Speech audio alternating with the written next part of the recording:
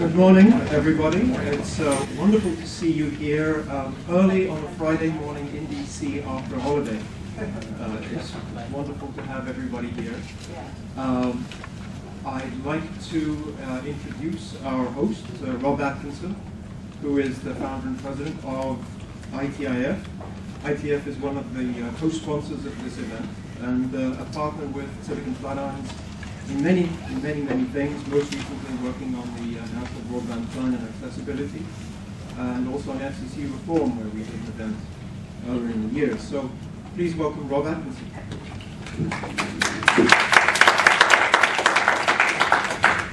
Well, thanks a lot, Pierre. I'm not going to really say very much. I just want to welcome everybody and again commend Pierre for this is really a critical issue because for a couple of reasons. One is it's pretty obvious to everybody that we have to get more spectrum out there. I was recently reading an analyst report on the tech industry, and it was talking about how some segments of the industry have become somewhat mature with slower growth rates than we saw over the last decade. But the one area, two areas, one was cloud, but the other one was mobile, that they really saw as the growth engines in tech for the next decade. And we just did an event at the museum about a month ago on emerging mobile business models. And there's an enormous array of new business models and new applications that are going to drive economic growth and innovation and quality of life over the next decade. But that's all going to, at least certainly, be limited if we don't have the spectrum we need to make that all happen. And this is obviously what today's talk is about, conference is about. When you look at some of the data on spectrum needs, I mean, again, most people have heard all this, but 5 megabit download, file download is equal to an hour of talking on the telephone. Downloading a YouTube video is equivalent to sending 500,000 text messages. According to a number of different analysts, and you look at the predictions of how much traffic, wireless traffic, is going to grow, both voice and data, between now and 2014, between 2009 and 2014, estimates from Cisco, Coder Research, and Yankee Group, so 3 groups that are looking at this. The estimates vary between, at the low end by 2014, 22 times the level of data traffic that we had in 2009, to the high end of 47 times more data traffic than we had in 2009. These are just enormous rates of growth. And even if those are off by, by somewhat, we're still talking, let's say they're off by an order of by half, we're still talking anywhere between 10 to 20 times growth. So figuring out how to get spectrum and get spectrum out there, including, as we would argue, incentive auctions for television spectrum is a key thing, a key policy priority. And I think one of the reasons we don't do it, besides political reasons, is just how we think about spectrum. And I really commend Pierre for really trying to think new, in a new way, in a new paradigm about spectrum and spectrum rights that I hope can begin to drive a more sort of innovative way of looking at spectrum policy here in the U.S. So with that, welcome everybody, and look forward to an interesting day's discussion.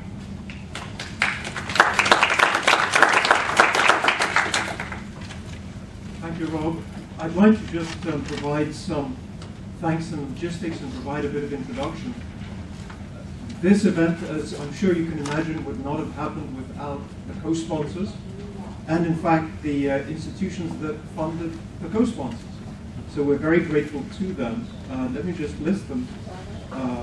The ITIF, IEEE, the Silicon Flatirons and its supporters. We also had a lot of support from FCBA and Maurice Stefani, the CTIA, Chris Guttman-McCabe, New America Foundation, Michael Calabrese. There are a few people that I'd like to call out and thank in particular for ITIF, Catherine Angstad, without whom this event would not have happened. We're very grateful for everything she's done. Deborah Rudolph from the IEEE has been a wonderful partner in arranging this. And Anna Noskesi at Silicon Flatirons has been invaluable.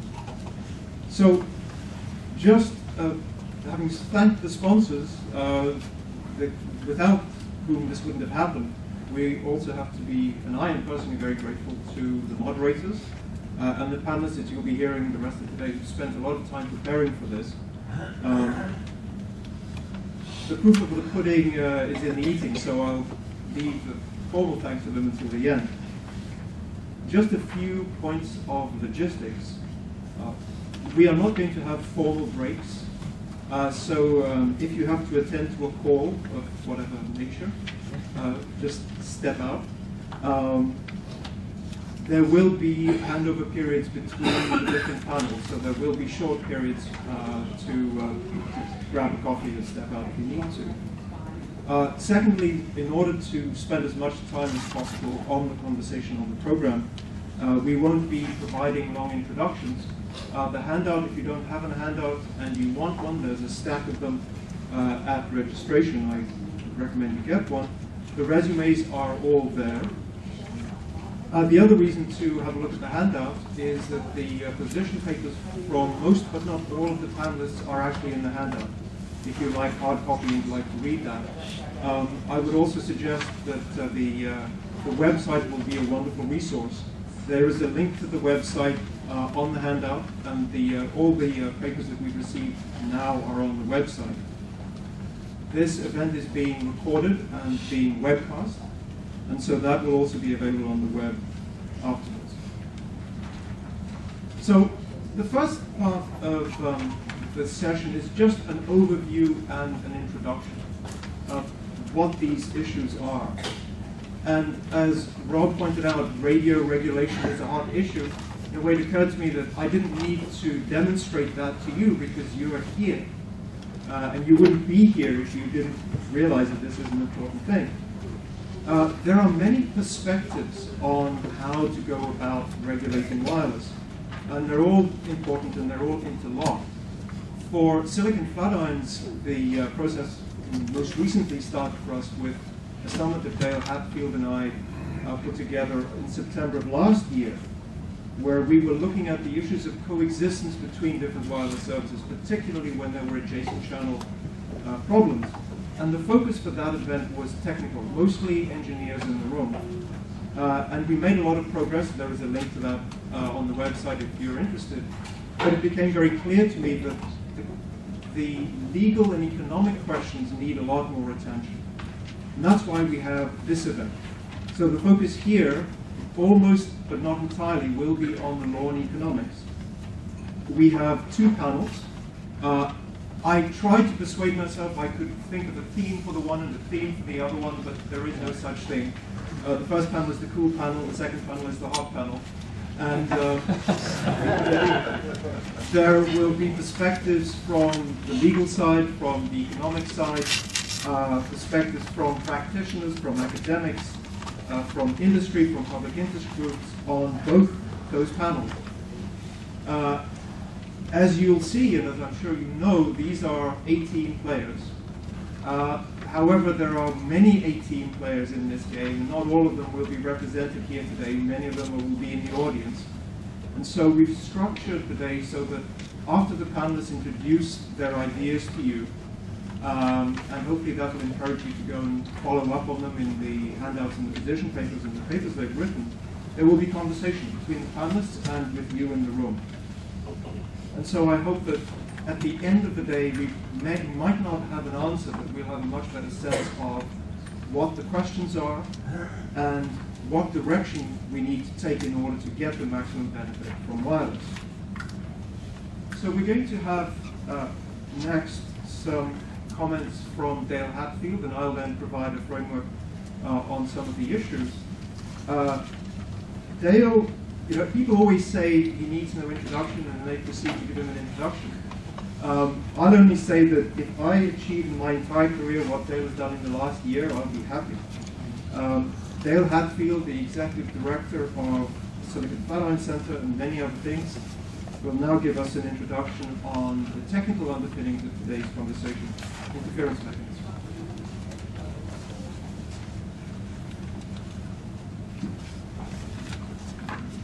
Thanks, Pierre, for that hopefully generous introduction.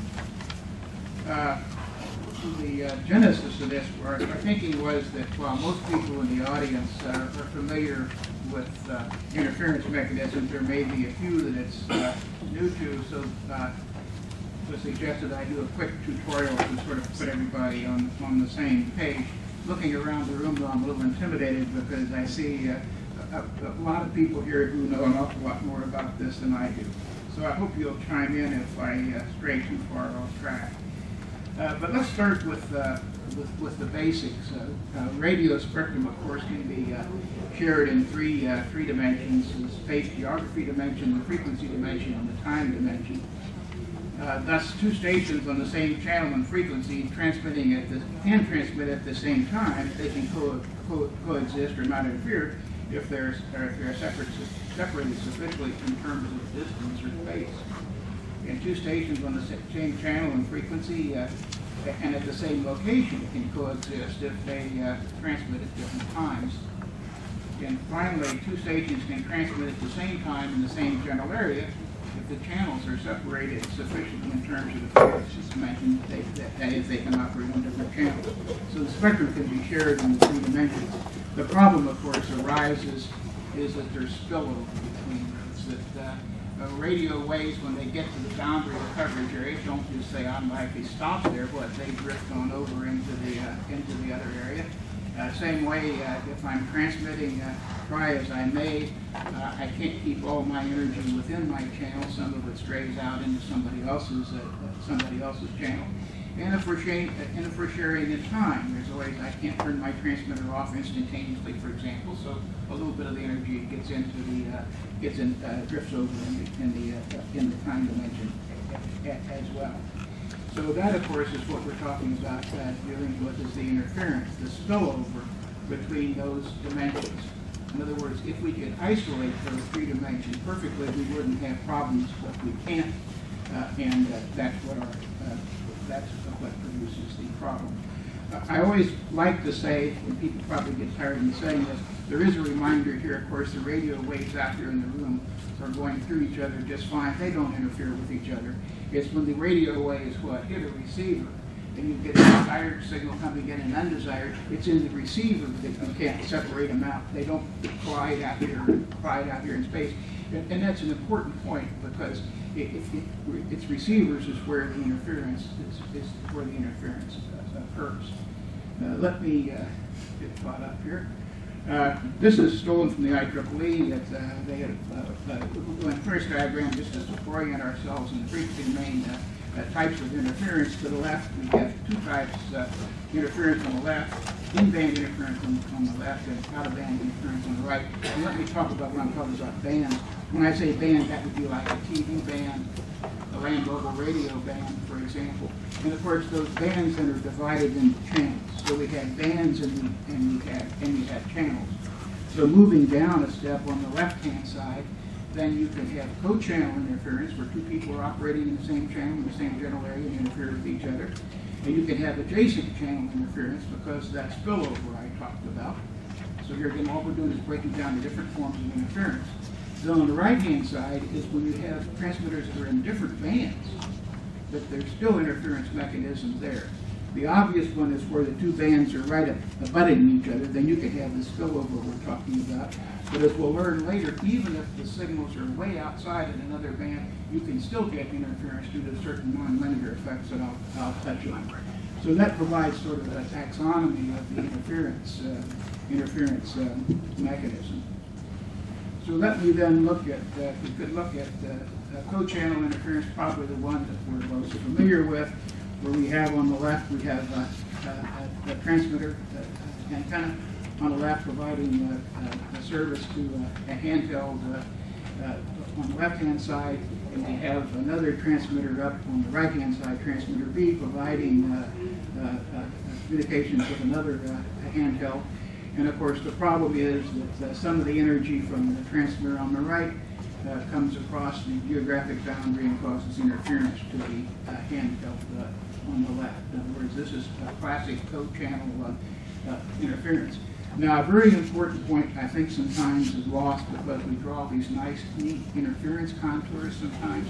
And of course, they're not nice and neat for lots of different reasons. One of which, because there's a lot of variability there. If you just stood still with your receiver, the signal's going to vary up and down due to a lot of different effects. So the the signal's going to go up and down, vary, and if you just move a little bit, it's going to change as well. So the signals are highly variable. When you think about it, the desired signal is moving up and down, the undesired signal is moving up and down, so the interference can kind of come and go. And the whole point of what I just said is to recognize, of course, that interference is a statistical phenomenon. You have to think of it in statistical terms because of that variability. Now, in this co-channel case, of course, we can reduce the probability of interference by spacing the channels further apart in geography, but the further we put them apart, the more unused spectrum we're putting in the middle, the more white space we're creating, to use the term that's so popular in DC right now. If we want to use the spectrum more intensely and jam them closer together, we reduce the amount of white space, but then you may have such a level of interference that the system doesn't perform very well. So, co-channel interference. Adjacent channel interference, I've illustrated on the next slide. On the x-axis here, I have frequency, and I have three different channels: a desired channel, and then a lower adjacent channel, and an upper adjacent channel. And ideally, of course, as I said before, if I'm transmitting in that middle channel in there, that all the energy would stay within that channel, but it doesn't, it spreads out, and that's that other curve. It shows that there's some of the energy spreads out into the adjacent channel. Likewise, if I'm trying to receive a channel, let's say that I'm on the upper adjacent channel trying to receive that channel, my receivers, back up. Yeah, I'm on the desired trying to listen. There's another transmitter up above me adjacently. My receiver isn't perfect, and it picks up a certain amount of energy from the transmitter. So even though that transmitter may be operating perfectly within its boundary, perfectly, I'm still going to get interference. And also the same thing happens on the transmitter side if the receiver is perfect. So either ways, I'm going to get interference both because of spillover by the transmitter, and I'm going to get interference because my receivers are imperfect. And of course, we know that in generally FCC regulates the emissions, out-of-band emissions from transmitters, but generally speaking does not directly regulate receivers. I would point out just one further thing here to take us back to white space. One of the ways I can reduce that interference, this adjacent channel interference, is narrow it down the energy so it's, by transmitting energy, tends to be in the center of the channel, therefore it creates less spillover. But by doing so, I'm creating white space then, again, but unused capacity between the two channels. So if I try to reduce interference by these sort of techniques, what I'm doing is creating, quote, wasted spectrum. But if I try to jam them too tight together, then my performance might suffer, and my economist friends in the room say, well, that's the sort of classic sort of trade-offs that you need to make. Let me say something just quickly about the near-far problem. This is a particular problem we have in adjacent channel world. It's where I have a transmitter up to the right, and my receiver, my handset is far away from the desired transmitter, but I'm nearby another transmitter that's on the adjacent channel. And in that case, the signal from the adjacent channel is very, very strong relative to the signal that I'm getting at a great distance, and that tends to overwhelm that filter in there. So this exacerbates my adjacent channel interference problem. And of course, it puts a real stress on the receiver filter to be able to filter out that distance, that distant transmitter. Again, I can make the receiver I can make a better receiver to deal with this interference environment more cost trade-offs. Let me then talk a little bit about out-of-band interference. What I've talked about so far is in-band interference.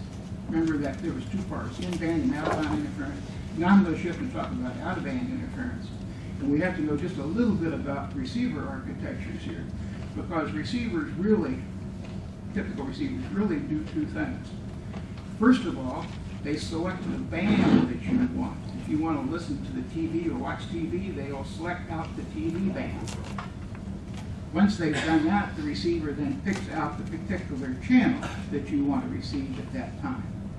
Sort of a two-step process. Select the band, then select the channel. And here again, I've illustrated here with frequency dimension and the x-axis, and I've put on three different colors there representing three different bands. The one on the left might be a narrowband land mobile radio channel. TV channels are yellow, whatever that is, in the middle. And to the right might be a commercial mobile radio. So this is all hypothetical. And of course, I've shown channels in each one. And what we call the front end filter, the band selection filters, are really hard to make, especially to tune over a wide range. And normally they're kind of sloppy, which means that they select not just the band that you want, but some of the other parts of the other nearby band through. And I've shown that as well. And where the interesting thing here is that we can get interference, because with this first filter, sort of broad as I've shown it there can be two frequencies on the green side, two channels on the green side, let's say LMR. They can both be transmitting legally. Perfectly clean signals. But when they get to the receiver, they pass through that first filter and get into the receiver. And if the receiver is not perfectly linear, not perfect receiver, the signals mix together and they can produce a third frequency which can fall right on top of my desired channel. And that's called intermodulation. And it's really sort of troublesome from a regulatory standpoint, because say I'm operating perfectly legal, and the person, might be a public safety system, sits in there, oh my gosh, I'm getting interference, and they're operating perfectly legal. The problem is this imperfect receiver. Now this is exacerbated if the transmitter powers are high. So one way of helping to lead this is try to keep the power disparity down. That helps. But there's nothing that I can do with the transmitters on the left to cure this problem. This is a receiver problem. I either have to reduce the powers or have a more linear receiver. There's another form of interference that out of band is if that signal on the left and the green is a real powerful signal, it can ride through a what we call desensitization. It rides through and the receiver doesn't know that that's an undesired strong signal. Oh, I've got a strong signal here, and reduces its gain. It reduces how much it amplifies things. And in doing that, reduces the desired signal as well. And this is called receiver desense. Here again, the transmitter on the left could be operating perfectly legal. They're not doing anything wrong. They just happen to be high power, and I have to be nearby with the receiver that doesn't have enough front-end selectivity to reject. How am I doing on time? So that's out-of-band interference. So I've now talked about co-channel interference. I've talked about adjacent channel interference. I've talked about adjacent band interference. Let me talk about time. Normally we don't think about time. We always talk about sort of white spaces interference, usually in the sort of co-channel or adjacent channel interferences. But there can be. We do share in time. I think probably the most classic example of time-sharing frequencies is in AM broadcasting, you have daytime-only stations. In other words, they're sharing with somebody else at a distance. And at daytime, it doesn't matter because the radio waves don't go, but at night they start going pretty far, and therefore they shut off. So we're sharing actually the spectrum in the time dimension. And I'm an old man. Not too many other people in the room probably know, but the one-time radio pagers, beepers, to avoid comparative hearings, two people would agree, say, okay, we won't fight with each other. You take the first 5 minutes and you transmit your beeping signals the first 5 minutes of the hour. I'll do the second 5 minutes, and they actually work through and we're able to share the spectrum in time. And of course, if you have a TDMA phone, up here, we can be both on the same frequency talking to the same cell tower. And the way we don't interfere with each other is your handset sends a burst, my handset sends a burst in time, and the bursts don't overlap, and therefore we can use the same channel at the same place without interference.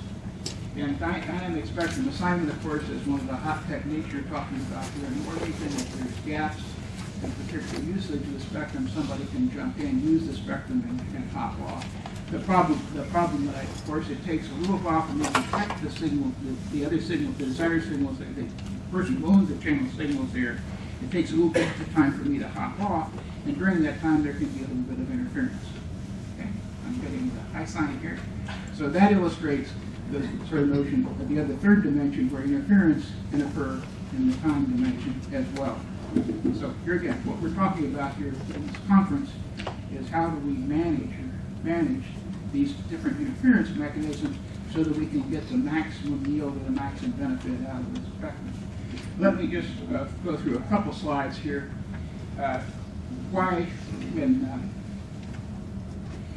Pierre and I first started looking at this, we tended to focus on this adjacent band problem and to a certain extent the adjacent channel problem when the two bands are close together. And I've just gone through some of the challenges that we have when you have that situation. And one, of course, interference can occur at any location within the geographic service area, not just at the edges. So if you're dealing with adjacent channel, it can occur anywhere. The actual or perceived risk or consequences of interference may be asymmetrical. In other words, one person on one side of the boundary is doing an entirely different service than the other, so you may, the damages, I say, may not be symmetrical. So the architects and technologies may be vastly different. That complicates things. The number of players or stakeholders involved may be much larger and involve the general public directly. Interference with GPS, you've got millions of GPS handsets out there, and so that's an entirely sort of different magnitude of problem. Providers in adjacent bands are likely to have very different perspectives and incentives and even cultures. You may have public safety on one side and commercial operators on the other. Receiver performance, as I've tried to stress here, receiver performance is a critical component when you're talking about adjacent band and adjacent channel interference issues. And as we said before, the Commission doesn't directly regulate those receivers, it's sort of indirect. But so we're not directly regulating the thing that's so determinative of performance in the adjacent band and adjacent channel issue. And of course, as the spectrum use intensifies, as we try to jam more and more people in to the available spectrum, these spillover effects that I'm talking about become more critical in how we do with them. Let me just say, just to you all here in the room know the issues, the Nextel public safety interference issue at 800 megahertz, essentially an adjacent channel problem that could be banding. The WCS, S-stars interference issues that we're all familiar with, the AWS-3 interference issues involving TDD, the AWS-1 broadcasting auxiliary service interfaces, again, adjacent band issues, and I touched on a little bit the mobile satellite ATC interference issue and GPS. Those are all examples of adjacent bands or adjacent channel interference problems that I said indicated before, so problematic. So problematic, what I'm trying to say. So why don't I stop there and turn it back to Pierre.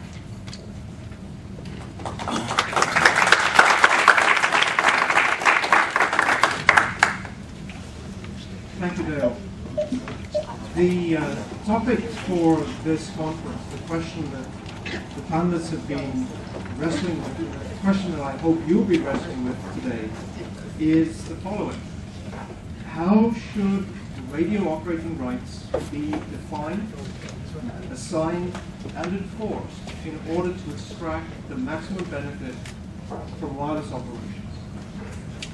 I'd like to take a few minutes to just give you my perspective that might be helpful as you listen to the proceedings of the rest of the day. I think there are three distinctions that might be useful to categorize what you hear. One that I find useful is the legislative versus the judicial.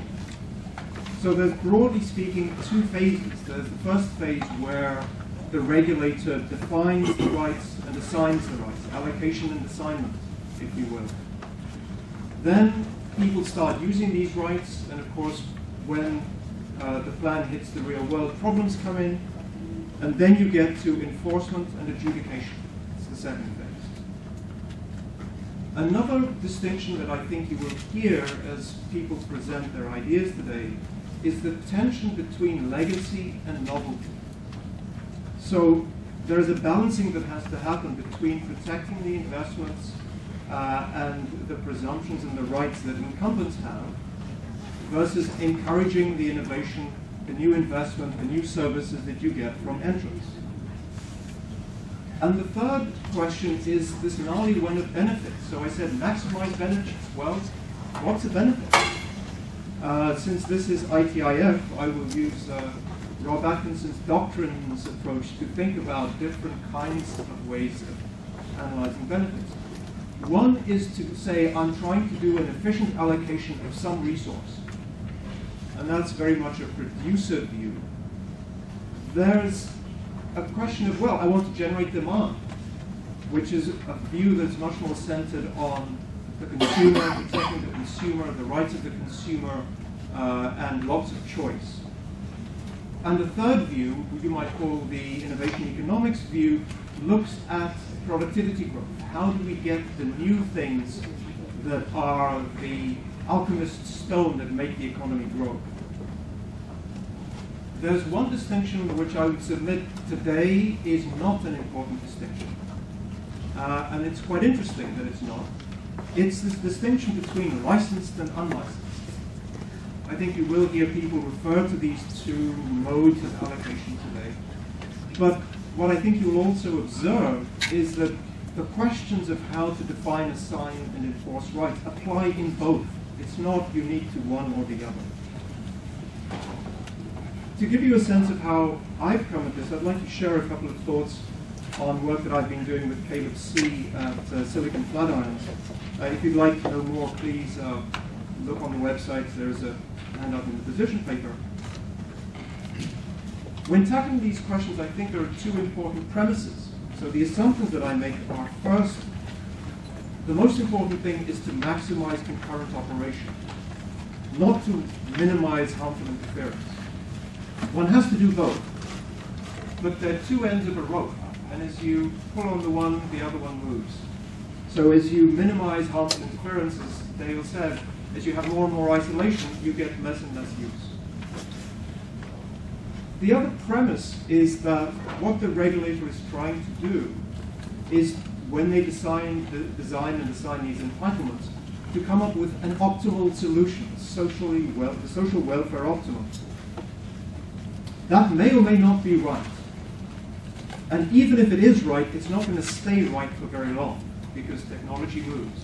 So the real challenge is, how do you facilitate transactions that adjust those points? And I think there are two key things there. One is defining these entitlements objectively. And second is delegating the problem of them moving as much as possible to the operators.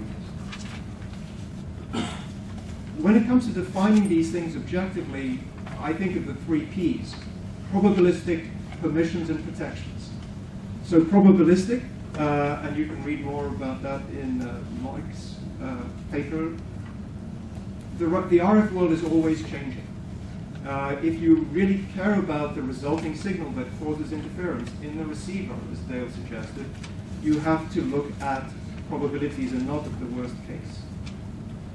The second P is transmission permissions. I believe what one should do is look at the resulting field strength, not the power of the antenna, but what actually happens out there in the field that people who are operating have to deal with. But if an operator meets this transmission permission, they're good. There is no additional, oh, and by the way, you can't cause harmful interference, and I'll tell you what that is later. There's no rider like that. But it's important to protect reception. So that's the third P, the receiver permissions, the receiver protections. And that's in fact an undertaking by the regulator, that they will not create transmitter permissions that will violate a certain set of energy levels, essentially protection ceilings, on the operator. But it's not something that the operator can use to create a case against another operator. That's the objective rights. So we pick some numbers. The FCC picks some numbers. What do they do if those numbers need to change? Well, I think the first thing to do to make it clear that people can negotiate is to limit the number of parties to negotiation. You will hear a number of the speakers talk about transaction costs. A couple of ways to do that. One is to assign the rights to as few parties as is practical in a particular case. And the second is for the regulator to get out of the middle, that the regulator isn't yet another party at the table. And a key part there is separate the rulemaking from the adjudication. That's a distinction I was making earlier about the legislative and the adjudicative, the judicial part. Once the regulator has made the rules, set the parameters, they step out of it. They get another shot at license renewal time. But between license renewals, it's up to the parties to negotiate. That's just one perspective.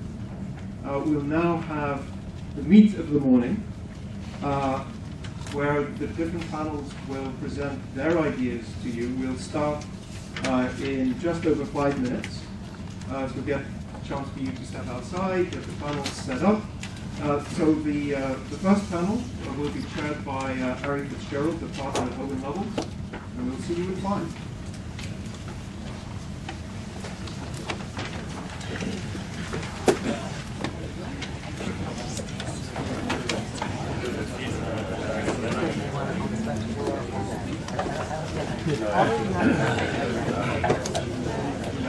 How you doing?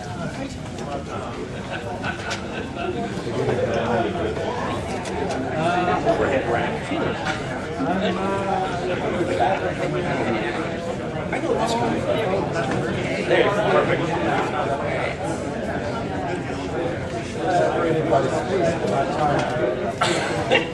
Well, we've never interfered with each other, I know that. This is my first time making a rush hour trip in probably 2 years. Wasn't too bad. Adjusted pricing is probably No, they just, you pay and then they stuff you in. Actually, it's not bad because people are away. What? People are away? They just come from actually come back. Ah, so I had an easy day to come in, eh? Now, that's the problem. But you never know.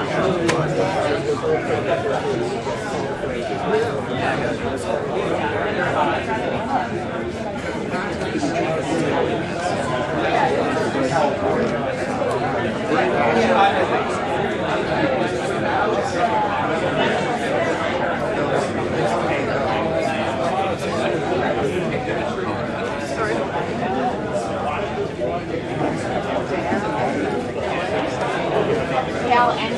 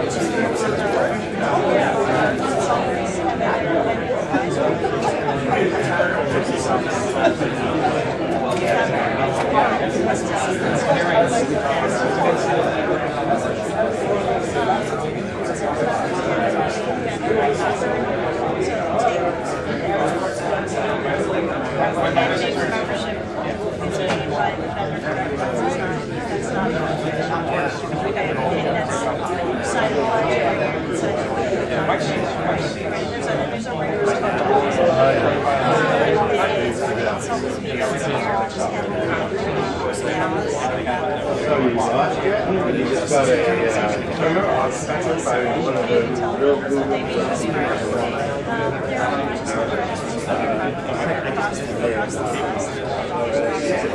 such a great seminar. I'm so glad to get it back.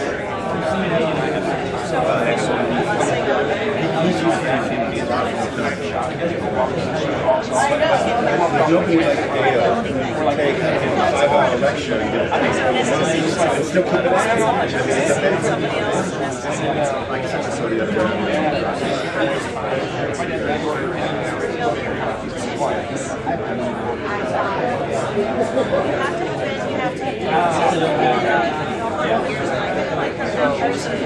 for 6 years, but not anymore.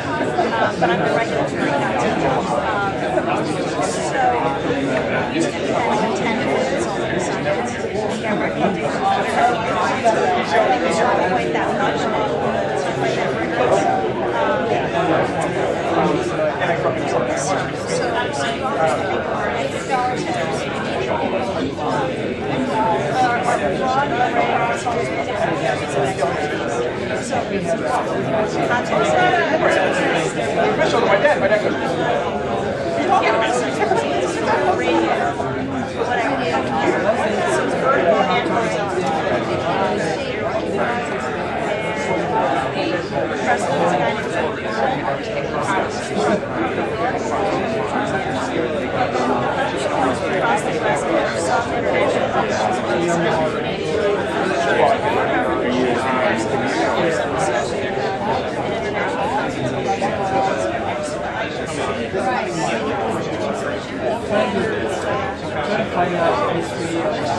I'm not sure.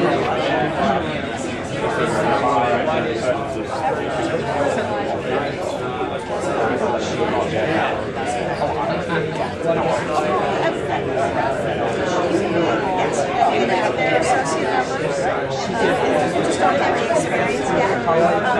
Information on that. I can also give you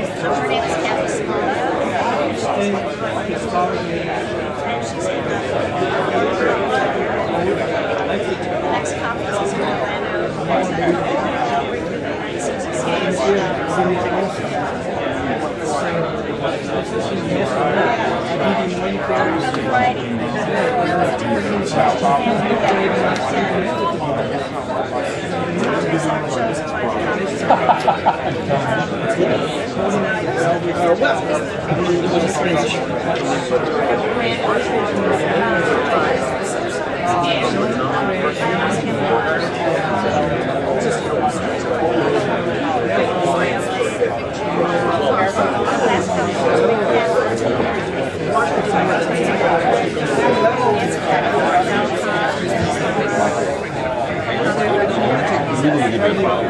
The meaning of yours is different. Okay, good.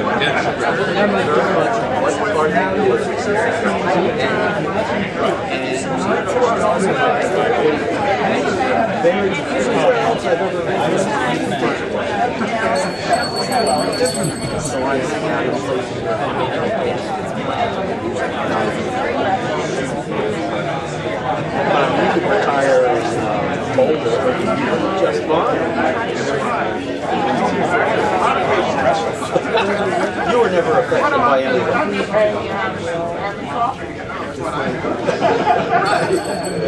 You were never affected by the fire. Yeah, but that was far transmitters. Oh, was it?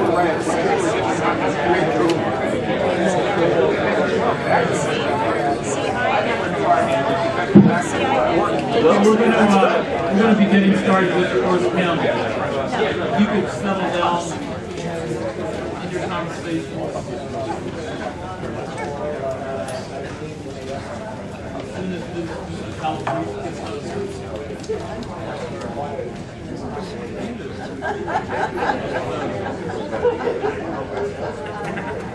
As Pierre mentioned, my name is Pierre, and I have the pleasure of moderating this panel. Pierre called this a cool panel.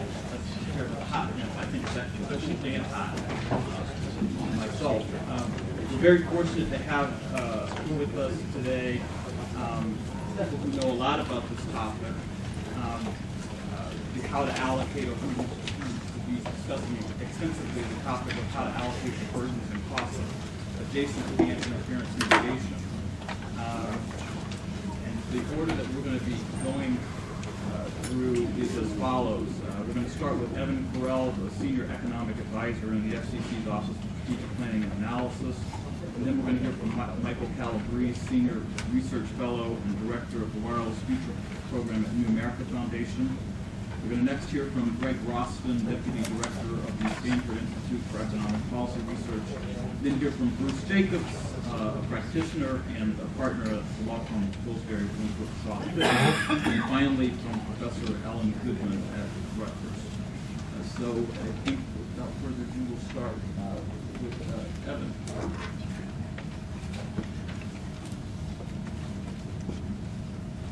Well, Pierre said that this was going to be the meat of the discussion. I'm hoping I'm not going to be dead meat. From Ari's preliminary questions before I started, there's certainly a number of lions out there eyeing me. So at least I hope to provide. At least I hope to provide some entertainment, if not insight. Well, first, the first order of business as a employee of the Federal Communications Commission is to give a disclaimer. So I disclaim everything, and then to an acknowledgement. This is joint work with John Williams, and my standard joke on that is anything you don't agree with. It was John's idea. So, and then the third thing, since John and I got our paper in late, you don't have a copy of the paper. But I was very pleased with the title, even if the paper doesn't quite follow the title. I liked it, so I'm going, and you don't have it, so I thought I would start with my title, which I think fits in well with ITIF, and my title is The Spectrum Regulator's Dilemma in a Dynamic World, Limiting Interference Without Stifling Innovation. So, I mean, I think that really is the problem. If we, in a static world, it's not that hard to figure out these things, but the real problem is that things change, and we have to figure out a way that allows for efficiency enhancing change. And the thing that I'm going to focus on is what Pierre talked about, is this question of dealing with legacy users versus new users, which I think is a really important issue. Well, it's very well known. I mean, I think there's well, probably, if not unanimity, wide agreement that the traditional or the command and control approach to spectrum management, can stifle innovation. So we don't need to, argue that. And the FCC, eventually recognized this, and since the 1990s has been allocating spectrum in what we consider a flexible way for flexible use, and bands like that. PCS are the major first example of that, and I think that's very, very significant, and things have been working well with that. But what's less well known is that the FCC's sequential approach to accommodating change, coupled with its interference policies towards incumbent uses, can also be detrimental, to putting spectrum to its highest value use and accommodating innovative changes.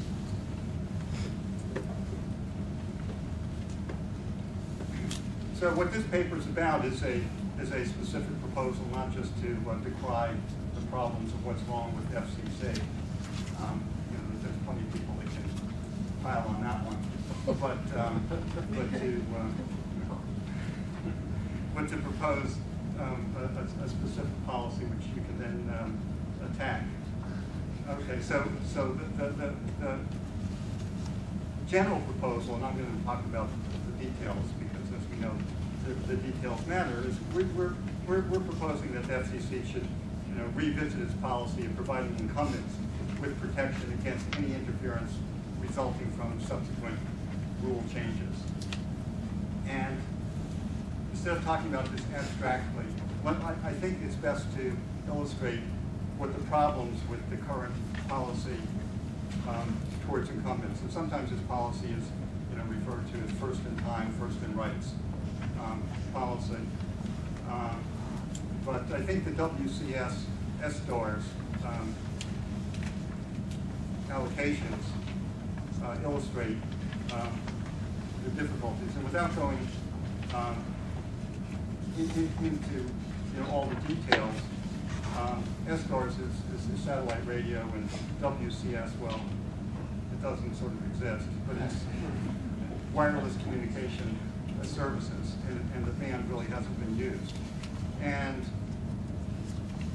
one problem is that SDOR's was allocated before WCS, and the SDOR's owners had no incentive to build a system, including receivers, that could tolerate anything useful in an adjacent band. So they built a system with, I guess, a relatively low power satellite and interference intolerant receivers that that made the adjacent band, virtually unusable. So that just to sort of summarize, the 2 points. The first point is that this system that says, you have a right to protection against any interference resulting from subsequent rule changes. The first problem is that the incumbents have no incentive to implement efficient mitigation prior to licensing of a new service. So before WCS didn't exist, and they just put in the cheapest receivers and cheapest system they could that met the rules that applied to them. And the second problem is that when you do make an allocation in an adjacent band, then that allocation has to protect existing allocations, and the value of that allocation can be greatly diminished because of the obligation to protect the incumbent. Now, as an economist, I had to think about, before going into specific proposals, I thought it'd be nice to sort of justify these proposals in terms of market failures. And I see 2 market failures that justify a change in our policies towards incumbents. And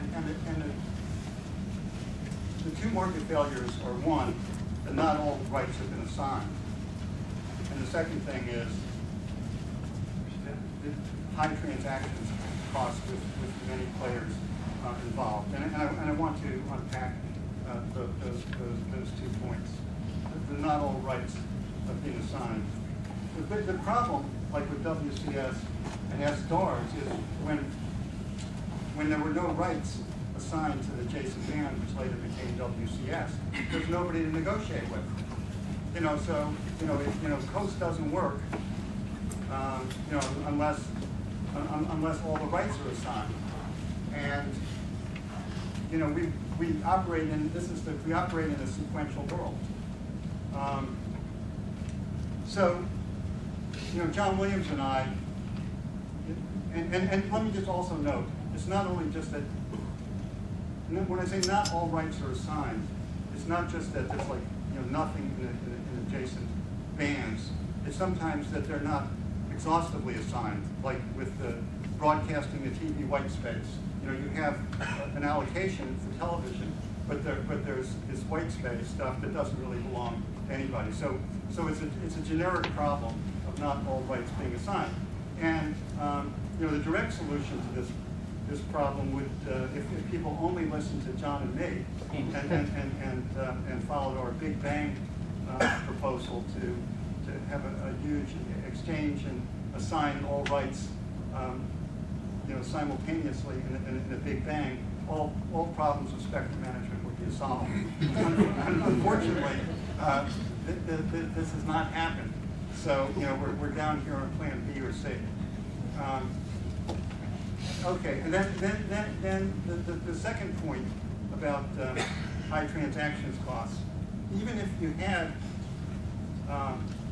all the rights assigned, there's still problems. And again, using a WCS example, WCS was a flexibly allocated band.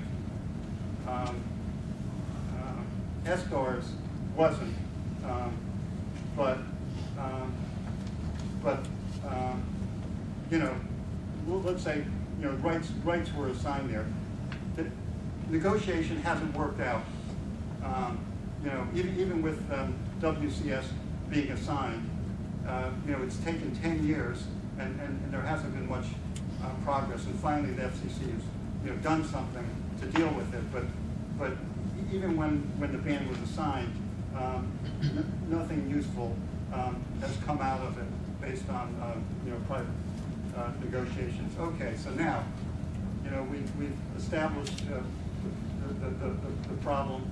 Now for our specific policy proposals, and we have there are two buckets. Maybe buckets with dead meat. But anyway, the first bucket is that we would like to establish a default assumed use for adjacent bands when making new allocations. And in particular, so like in the case of WCS,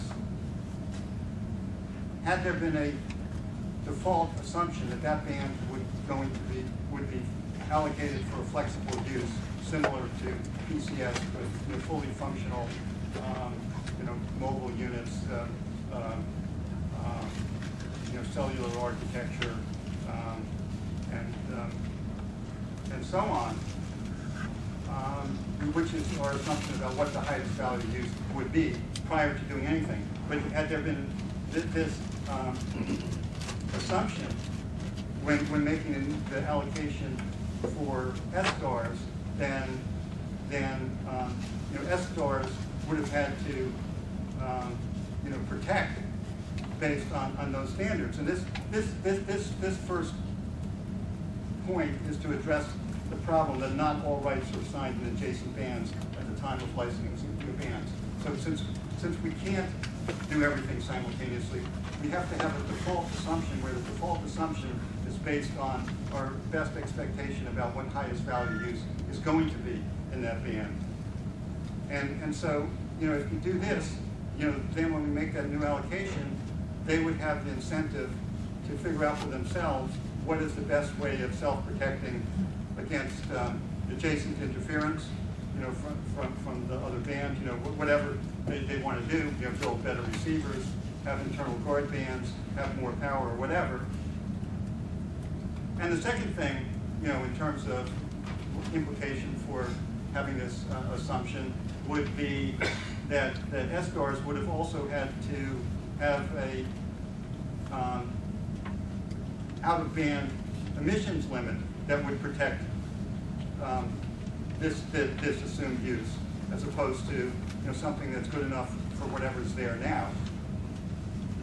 And so the concept would be is an absent fully defined property rights to have assumed set of property rights based on highest value use, and get the newly allocated providers to internalize the cost of using the spectrum, because now what they do is they put in the cheapest possible system that meets the rules, and then they create an externality to the future users. Okay, so that's our first point: default assumed default interference rules. And the second point is dynamic interference rules. And that's meant to address the problem of these high transactions costs in negotiating efficiency enhancing changes. And one, there's an issue in a sort of static world, with the S-stars and WCS. Even if nothing changed, there was a transaction. Seems to be some kind of market failure. But there's a second point, which is over time, mitigation technologies continues to improve. The value of spectrum continues to increase. So the cost of interference is rising. The cost of mitigation, like better filters, is falling. And it suggests that the optimal level of interference should be declining. But you don't see these voluntary negotiations going on. So what we have a proposal here, which Harry has already raised questions with, where we would apply these same self-protection assumptions as for new allocations, which is self-protection meaning that you've got to be able to tolerate an adjacent licensee who's got flexible use like PCS. Well, we would apply that to all bands, but do it over time. I mean, not as technology improves and equipment is replaced, we would essentially be changing the standards that incumbents have to deal with, in terms of interference that they have to protect themselves against. And secondly, we would also apply the same out-of-band emissions limits that we were talking about with allocation to all bands, over time as the equipment improves. So the notion is, the first suggestion with these assumed default allocations, that would apply to all new allocations. And then our dynamic interference rules would apply sort of gradually over time, essentially moving towards a world where there's less externalities. As mitigation technology improves and spectrum value increases, and there could be a long schedule, would be known in advance. And in a perfect world where all negotiations work perfectly and we had full property rights and everything else, you wouldn't need it. But we're saying in the world that we live in, and based on what we've observed, we think that this would lead to much better, more efficient use of spectrum, for better receivers, better, more robust systems. It's not just a receiver, so on. It depends on the transmitters as well. But systems that minimize the total cost of interference, give incentives for parties to find out the least costly way of addressing interference as opposed to our current system. Well, I think that's more than 5 minutes, but We wanted to make sure we gave you, Evan, that we gave you all the time you needed. Thank you. We're now going to move to Michael.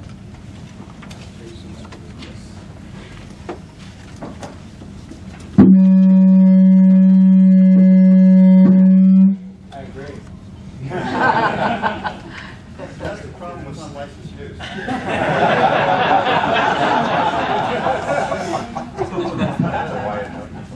Don't worry, they sit down. Okay. Thanks, Ari. Thanks to Pierre for organizing this. It's probably the most organized Spectrum conference, certainly more than any that we've had in New America.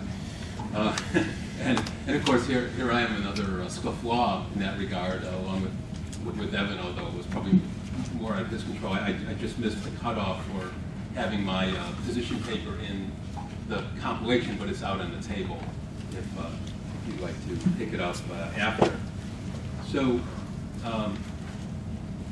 as we redefine radio rights, I believe we need to consider the world that we are heading into more than anything. So, as mobile computing becomes ubiquitous, the resulting exponential increase in mobile data demands will bend current spectrum allocation and commercial business models to the breaking point. So we've all seen these projections of anywhere. Recently, I think the FCC took a middle point of 35 times increase in mobile data demand over the next 5 years. Cisco is saying more in the order of 60 times. And really that just seems not to be consistent with making this, with filling that demand by finding more spectrum that we can auction on an exclusively licensed basis in the traditional way. So recently, and not just our view, a few weeks ago I was Ellie Noam's annual State of the Telecom conference in New York City, and an engineer from Qualcomm said that their projections are that when you look at this, whether it's 35x, 60x, that about 4x can be accommodated by making more spectrum available on this, in the traditional way, something that the National Broadband Plan seems to be, focused primarily on. They thought that there was about a 44 times opportunity in technology improvements, particularly smart antennas, and about a 444 times increase was possible through spectrum reuse. And that's really historically been the way it's been done. A lot of us are familiar with Marty Cooper of cell phone fame, Cooper's Law, that 95% of the increase in spectrum capacity that we've had over the past half century has been from spectrum reuse, not from making more spectrum available. So I think what that means is that that the policy imperative really needs to be for more and more intensive band sharing, ultimately through dynamic spectrum access on an opportunistic basis, as well as through secondary markets. Therefore, while boundary disputes between licensees remain very important, looking forward, I think it will be at least as important, if not more so, to ensure that radio rights facilitate dynamic access to shared spectrum. And therefore, the three things that I suggest for redefining radio rights are to make them more definite, in almost exactly the same way as Pierre proposes, to make them more transparent.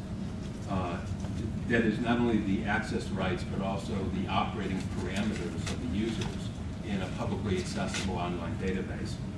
And then probably, again, most important is also more intensive. Because both shared access to underutilized bands and an exponential increase in spectrum reuse would be needed, a licensee's affirmative rights must not preclude the use of any remaining capacity by third parties on a non-interfering basis. In other words, radio rights should conform to a use it or share it ethos. Unfortunately, today's spectrum allocations and radio operating rights continue to reflect a dichotomy between the relative availability of spectrum and technology that existed during the first half century or more of spectrum licensing, but which has nearly reversed itself today. So when government was first, where we got into this, I guess what we call command and control, but that includes current definitions of radio rights and interference. We got into this because the government was, for the most part, licensing broadcast radio and television at a time when spectrum was plentiful, but technology was primitive. Both the assignments and rights reflected an industrial policy to stimulate a mass market for very low-cost reception devices in the contents of relative spectrum abundance. And going along with that, the policy of protecting receivers from harmful interference became simultaneously absolute rather than probabilistic or contingent, and vague, since it was defined service by service and only ex post in reaction to complaints most often. The concept of licensing exclusive access to a channel or band presumed that, first, technology and governance rules could not support the shared use of underutilized capacity, and second, that there were still sufficient allocations and assignments available to meet the public's need for new services and overall communications capacity. However, those things are increasingly less true. So what I maintain is that meeting society's demand for mobile communications capacity will require a concept of radio operating rights and governance that will seem, I think, contradictory by today's standards. We need to simultaneously make spectrum rights more like property, that is more explicit and certain for the period of the license, while also making the overall communications capacity of the spectrum less like property, that is non-exclusive and open for shared access.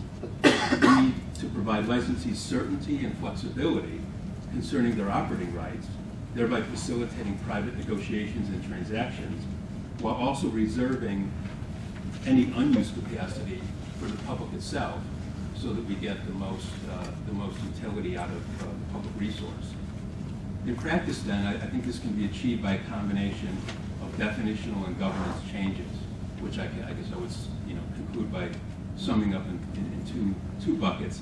First is to define explicit transmit rights and permissible interference on a band-by-service basis.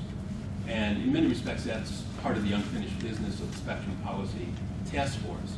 And although the FCC staff kind of gave up on interference temperature that was proposed as perhaps being unworkable, we still need something along those lines, so that not only the transmission rights are explicit, but that we also define the level of protection that licensees can expect for their own operations in probabilistic rather than absolute terms. And second, we need to combine explicit rights and actual operating parameters of licensees in a public database.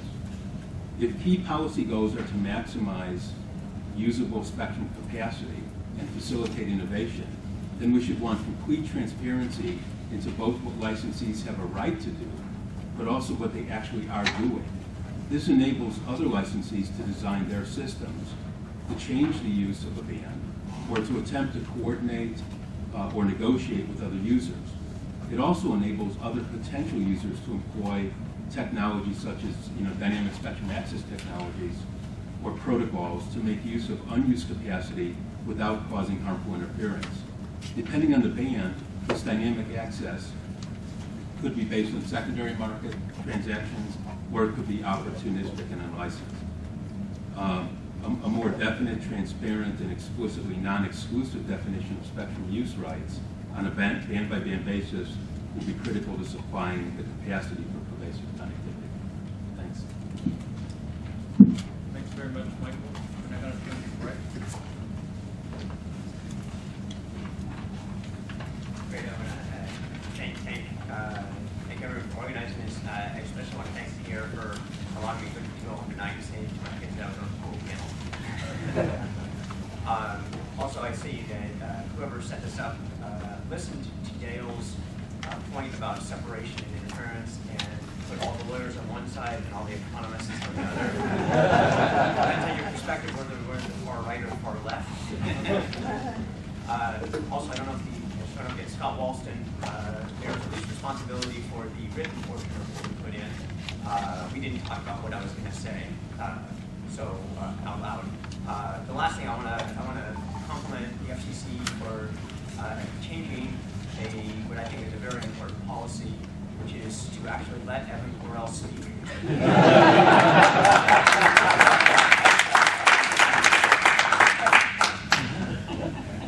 So that's good. At least he's controversial and not deadbeat. So if you read the submissions, the written pieces for this, there's lots of consensus about some of the things that we should do in the FCC and radio policy should do, and a lot of reliance on the mention of invoking the name of COAS. And I think I was invited to the conference in Boulder a little over a year ago to talk about COAS, and since I was invited back, I guess I want to talk about COAS again. This is I think extremely important. Rob talked about how things are changing incredibly dynamically in this, and it's important to think about how costs and transactions costs apply when you have changed circumstances. There's you need to have the ability to change and negotiate rights when technology changes and when demand changes. And this is pretty fundamental. The Coase theorem says, when transactions costs are zero, you will get to the efficient solution.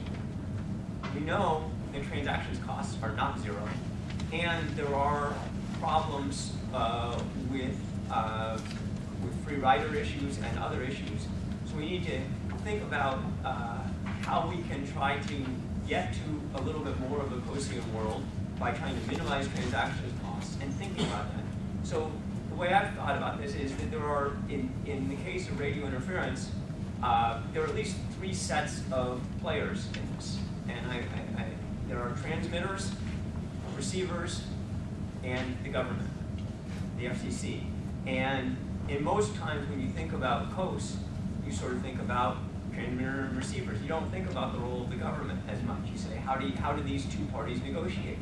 And a lot of what we've seen in radio interference cases is that parties tend, in some cases, to negotiate very much with themselves. I think Charlotte's going to talk about that.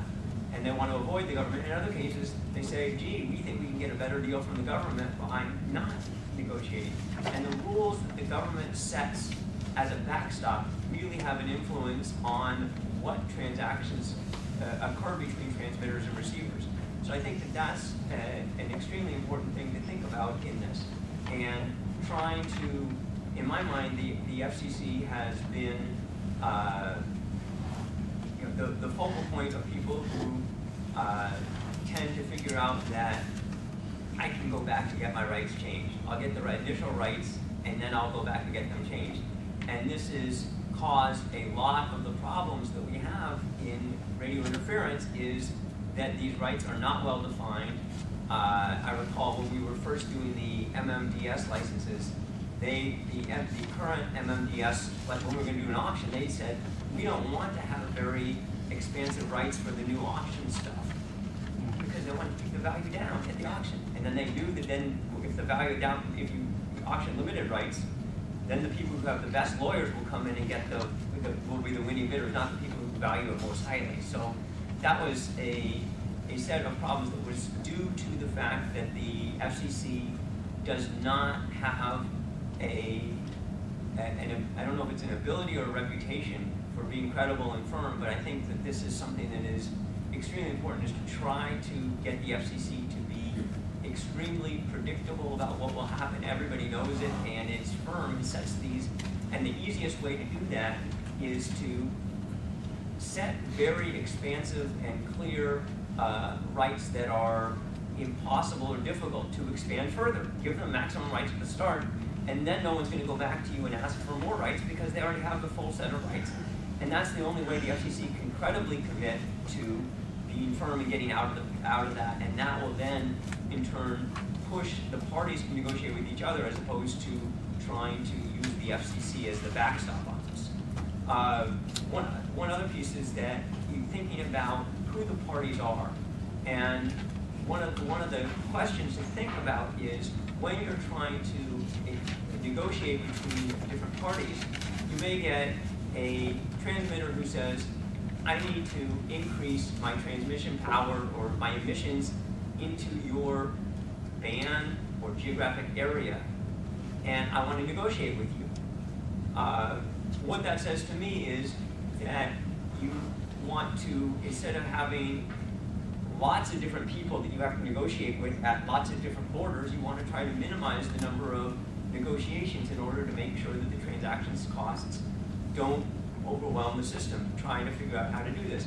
And this becomes important in thinking about how do you allocate rights to licensed exclusive use versus open entry bands. And if you have open entry bands, then if you have a changed technology or something else, it's unclear who you negotiate with if you want to increase your transmission power or increase your emissions into the other band. Who do you negotiate with? And it becomes very difficult to change technologies when there's an open entry band. The FCC had a proceeding for the private radio bands in the 450 to 470 when I was at the FCC. They wanted to go from 25 kilohertz channels down to 12.5 kilohertz channels. And they came to the FCC and said, make us do this. And we said, what? And they said, and this was 15 years ago now, they said, make us do this. Make us go from 25 kilohertz channels to 12.5 kilohertz channels and finally down to 6 1/4. But don't make us do it too fast. Give us 25 years. And give us 25 years to get to today's technology. And since then, if you look at what's happened to the licensed cellular and PCS technologies, they've sort of developed, they've reinstituted systems overall themselves because they were able to internalize this benefit of what they were doing, as opposed to having to negotiate with lots and lots of users. So I think that it's important for the system to think about how do you deal with technological change and how do you institute technological change when you have lots of users, and who can be a coordinator or facilitating device to make sure that these lots of users have a way to coordinate and adopt new technology and go forward with change. So I think I'll stop there and let other people try and keep within my time limit. Thanks a lot, Bert. We're going to hear next from Bruce. Hi. It's an honor to be here. I appreciate your putting it together. Sure. One of the some fresh thinking on this is always useful, and bringing perspective of somebody with an advanced degree in theoretical physics, I think, is probably what this effort needs. It's probably close to as complex as some of the things that you study. And I've enjoyed my discussions with Pierre leading up to this. I agree with most of what people have said and written about on this. I don't think there's a lot of controversy. At some point, I'm going to take Evan aside, since I represent XM in the first 6 years of the negotiations with the WSTANS guys, and give him my perspective on it. This was profitable. There certainly have been times when the lawyers do better than anybody else. They were, in that case, the licensing was simultaneous, and the rules were set up at the same time. So, as to who was trying to gauge the system, we could have further discussion about that. But I agree with the principles that Pierre laid out and Evan and others. From my perspective, representing clients who are often trying to innovate, at other times just trying to preserve their investment. The key is improving predictability. And I've seen plenty of negotiations work and negotiations that don't work. And what Greg was saying about the government's role is critical. And I think what we can best focus on in terms of ways forward is creating more predictability. In Pierre's terms, less adjudication or sequential decision-making, as Evan said, and more rulemaking, more of a jurisprudence that gives you some predictability. Way back in my career, I did some broadcast comparative hearings, and the Pike and Fisher's digest of comparative hearing cases was 3 inches thick, and there were several hundred cases involving when you could claim that somebody was a local owner, or some things that were fairly arcane, but they were well litigated and reasonably predictable, and that led to some negotiations and settlements and proceedings that accelerated licensing. So, one of my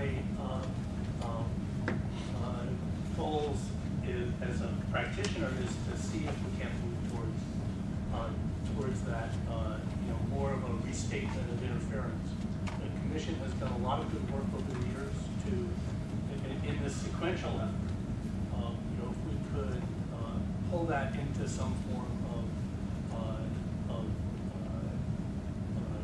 jurisprudence that establish how do you do measurements in the field to determine interference? What is a reasonable probabilistic model? What is a reasonable propagation model? How do you accommodate differences between satellite services, which require a sensitive receiver because they're listening to a satellite that's 22,000 miles away, and which happen to be the most powerful satellite that could have been built in order to get into, it was remarkable technology and expensive technology that was developed, and sitting next to terrestrial technology. Representing Life Squared in the ATC proceeding, I've worn both hats on that, and there has to be that kind of sensitivity in setting these limits, and I think it's possible to do that, but the Commission has tended to focus on sort of taking the cases in front of it at the time and resolving that as best it can, and not setting general principles. And an effort to move that balance and put more focus on creating general principles or general rules, and I think is a worthwhile effort. And it's understandable to me why the Commission has not emphasized creating general rules, but if we could move in that direction. Thanks a lot, Bruce. And our last panelist, Hi. Well, you do have my paper in front of you, so I'm not going to repeat what I said there. What I tried to do, and what I'm going to try to do here, is summarize the areas where I think there's a lot of consensus, and other people I know do this too. We sort of scratch our heads because it sounds like everyone's sort of saying the same thing. It has been saying the same thing for a while. We need more definite and clear rights. We need for the FCC to do more enforcement and less iterative rights definitions.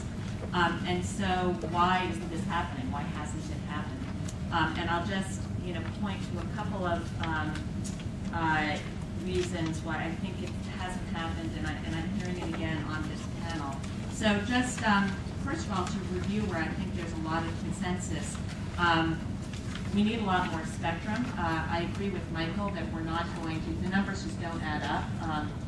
If you look at the expectation for 300 or 500 megahertz of sort of greenfield spectrum, it's not clear where that's going to come from, so it's going to have to come from more intensively shared use, and I think some of the models and rights definitions that we're proposing do not necessarily facilitate shared use because they're very focused on the out-of-band interference issue.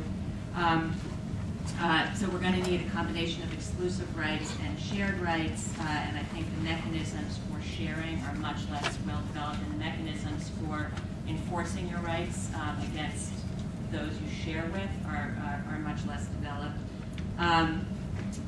We are going to see more spectrum conflicts, and we will want to see more spectrum conflicts with more intensive use. We're going to have some combination of ex-ante zoning, so I think it's, although in the perfect world the regulator would be out of this, that's not going to happen. The regulator is always going to be brought back in, at the very least, to rezone the spectrum when it turns out that our expectations of what was the most valued use turn out not to be true. So I come back to Evan's point, and your default seems to me very sensible, although it's based on what we think today is the sort of highest and best use, sort of flexible use based on today's models. Tomorrow, for sure, there will be a different highest and best use, and so even in that situation, I think there's some pressure on the regulator to rezone. Now moving from consensus area, points of consensus to just the political realities today, so probably many of you have seen that the Bipartisan Commission on Deficit Reduction has pointed to FCC has recommended that the FCC get incentive auction authority so that we can raise more money from spectrum, and that is going to be just a relentless pressure. And so, as much as there may be agreement that exclusive licensing and should be one element, but we should also have a lot more shared use, I think that the pressure to have exclusive licensing and the pressure to get to see Treasury benefits from spectrum use is, we're only at the very beginning of seeing that pressure. And so this consideration of spectrum rights has to take that into account. And related to that, I think one of the things that this conversation has been missing a little bit is the role that political realities and equities play in and the ways in which they confuse consideration of pure economics and pure engineering of the right solution. So I would point to the question of whether incumbent satellite operators get to use their spectrum for terrestrial uses. The question of whether WCS licensees get additional rights that they didn't bid for at auction, because we can all agree those make sense. Those are the best uses of the spectrum. That sensible solution gets tangled up, and the big question looming, whether broadcasters should essentially be given flexible use, which is essentially what you're giving them when you get off the spectrum so it can be used for a high value broadband use, whether they should get a windfall benefit from that. I think, Evan and other economists have suggested that we ought not to care about those issues because they really get in the way of the highest and best use of the spectrum. And I agree with that as a matter of rationality and economics, but as a matter of politics, they do matter. Those equity issues do matter. And I think one of the things we ought to add to this conversation is what are the mechanisms that the FCC and the Congress can develop to take care of these distributional issues. And so whether it's you want to go back to the commission and get additional, so if all rights were exhaustively assigned, it's true, to increase your rights, you have to go to your neighbor, right, and pay them to get additional rights, or to your in-band share. In the absence of that, the FCC is going to have to determine whether or not you get additional entitlements. And one thing we don't have worked out at all is whether you get them for free or whether you have to pay them and who you pay for them and what the amount should be. And I think that is critical because it will move things along. We won't have this endless wrangling over the equity issues, which are really just confusing the use issues. So just a couple of comments on what I heard from the panelists. So this is not in my paper. Greg's point about ideally we would exhaustively assign rights, and I think Evan wants this too. And I guess I wonder if this is the right analogy. Correct me if I'm wrong, and then ask the question: would we really want to do that? First of all, we really can't do that with respect to incumbents without running into this equity question. We redefine the rights to give them all these things that they don't have now.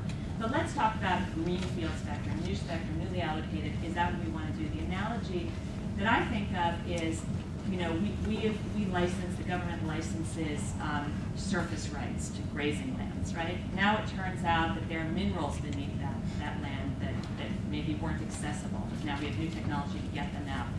Well, they didn't have those rights, so now we want them. We want to give them those rights.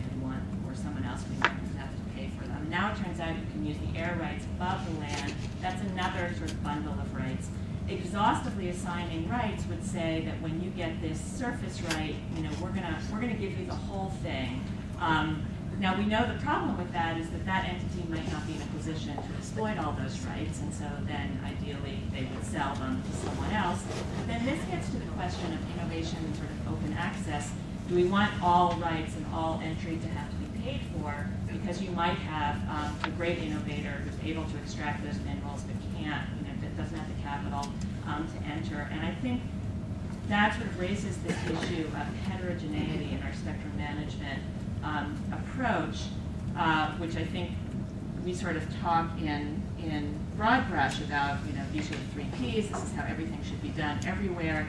And I think my own preference would be to have, although it does make things more complex and perhaps less efficient, is to have a heterogeneous regime where sometimes you may be exhaustively assigning rights, but sometimes you want space to have open entry, and you even want space, and I just want to give a shout out to the White Spaces decision, because I think it handled this pretty deftly. You want a space where you might have cheap receivers that aren't going to be able to defend against a lot of interference. Maybe they're incumbents, but maybe they're not incumbents. It's just a space where you know you can operate with cheap receivers, and the spectrum has been set aside for that purpose. And I saw that the white space proceeding did this with respect to the wireless mic issue, that it did set aside a couple channels, not expecting the wireless mics to somehow get really smart, which is what a total defensive posture would force them to do, right? You have no entitlements against protection from harmful interference, so you've got to protect yourself.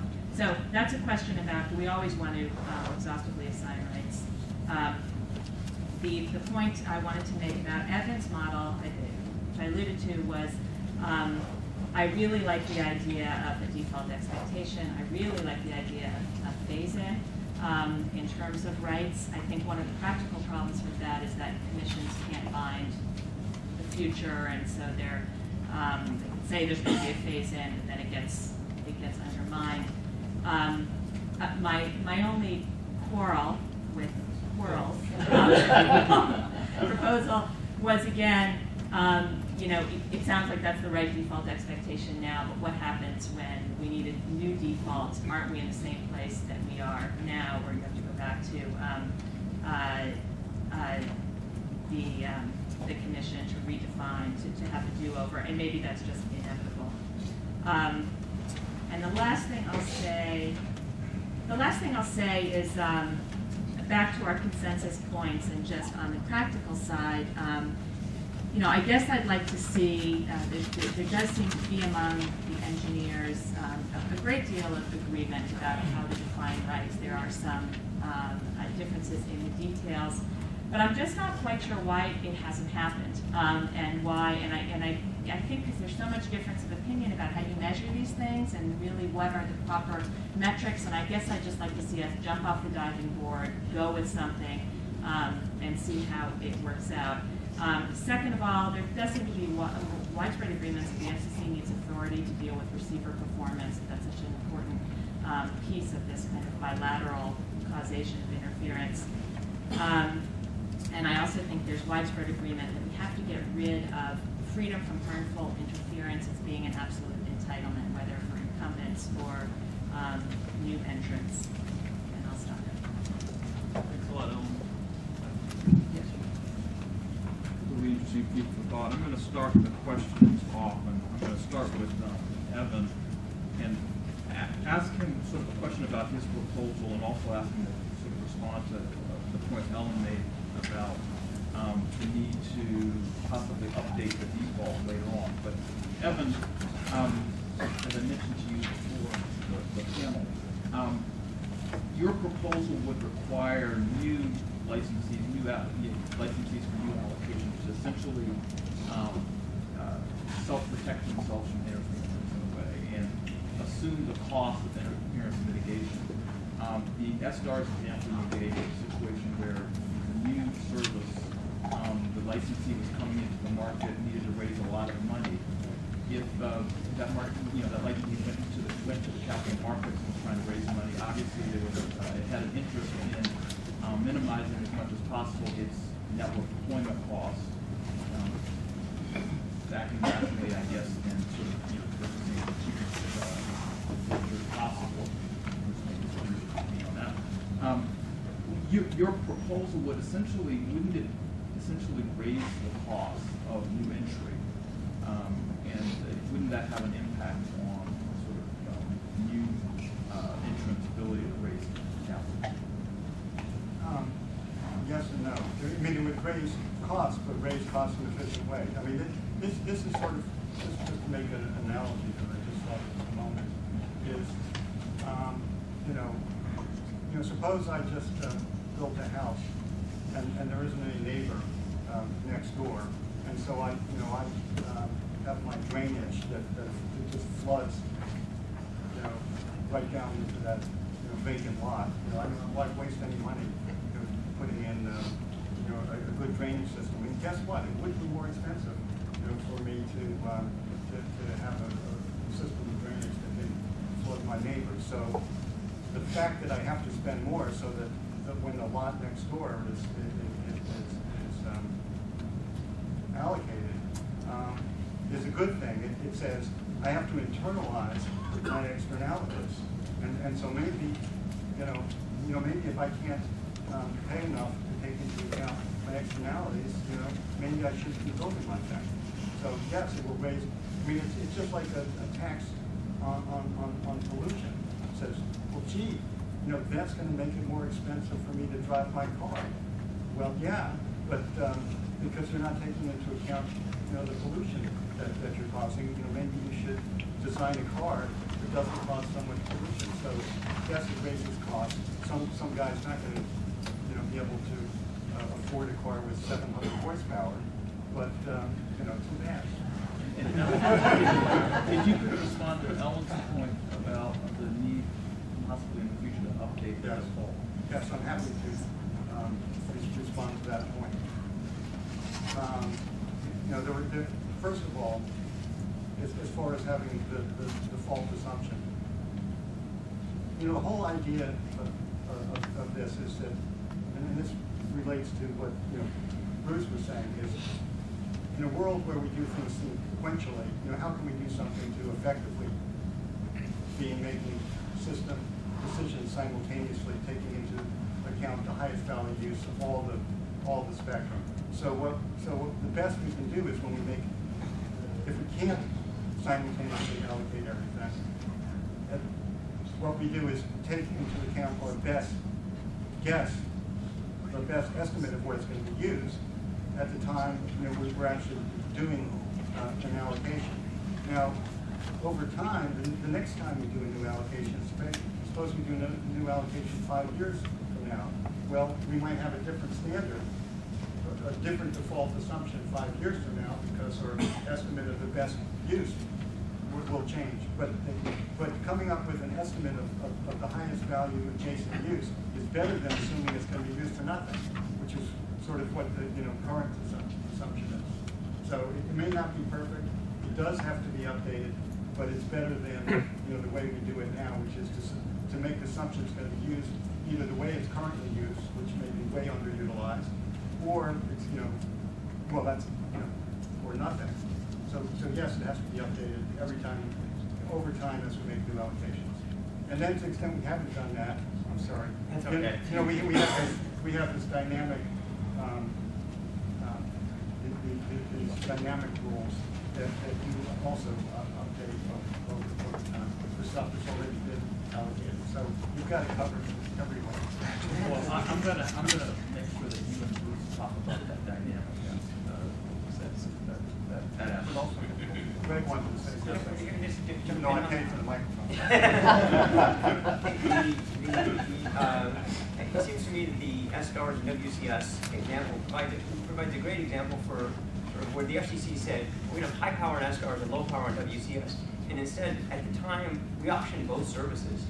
And instead of doing it that way, they could have said, we're going to auction the whole band together, and if you want to put an SDARS service with high power, you can buy enough of the right WCS rights, and have rights that are set up the way Evan said at the start, and they could have auctioned it, and then somebody said, well, I want to put up a satellite service, so I need to buy enough so that I can protect my receivers as that. And it's unclear whether we would have actually had an SDARS service, or maybe we would have had much more effective competition for terrestrial wireless, which may have been a lot better to have 5% lower prices for hundreds of millions of people as opposed to satellite service. That may have been the way things worked out, or we could have had satellite service without these fights. So this is an example where actually following the rules of, or the idea of setting the license parameters up with flexible allocation for everybody at the start would have made a big difference.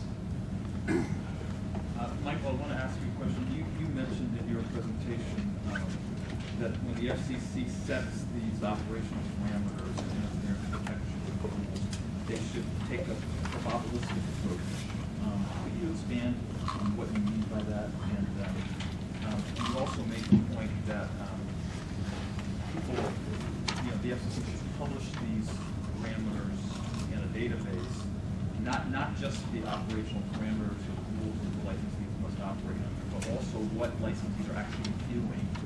And when I hear that, that sort of raises in my mind some issues regarding proprietary, information that carriers might not want to make available to the public.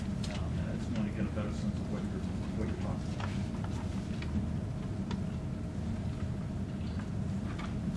Right. So I think on the latter point, what I'm talking about is, in a sense, is enriching what you might call the radio spectrum inventory to include, what emissions are actually out there. And rather than having to necessarily gather that by rolling trucks around the country, which maybe we should probably do anyway to some degree, that the users who've been licensed should disclose what it is they're actually emitting. So not necessarily the technology that they're using, but what they're actually putting in the air, you might say. And I'm not enough of an engineer probably to describe in detail the exact balance there. And yeah, there would have to be consideration of what's proprietary. But I think in terms of what actual energy that you're emitting from what location, that's just going to be part of the cost of having use of the public airwaves. On the probabilistic, which I'm also having trouble saying, the commission already does that to a degree. So that's how, for example, the TV broadcast contours. When we think of them as having a geographic area, it's not an explicit place on the map as much as it is. They'll say it's where 50%. It's where an antenna of a certain height can get 50% reception of DTV 50% of the time. And so similarly to that, it would be that the emissions might exceed a certain certain level, no more than so often, or you may be interfered with no more than so often. And so there's naturally occurring probabilities of that for things like satellite interference, for example, which has been used as a standard. But it just needs to be something along those lines so that interference rights aren't, or other people's use of the spectrum isn't always defined by the worst case scenario, which tends to be the way it works today. Would be wrong with it being, as I understand codes, it doesn't really matter whether it's defined by the worst case. And I'm not sure I understand whether what you're saying is that you need a standard, and it doesn't really matter what the standard is, or whether you're saying it matters a lot what the standard is.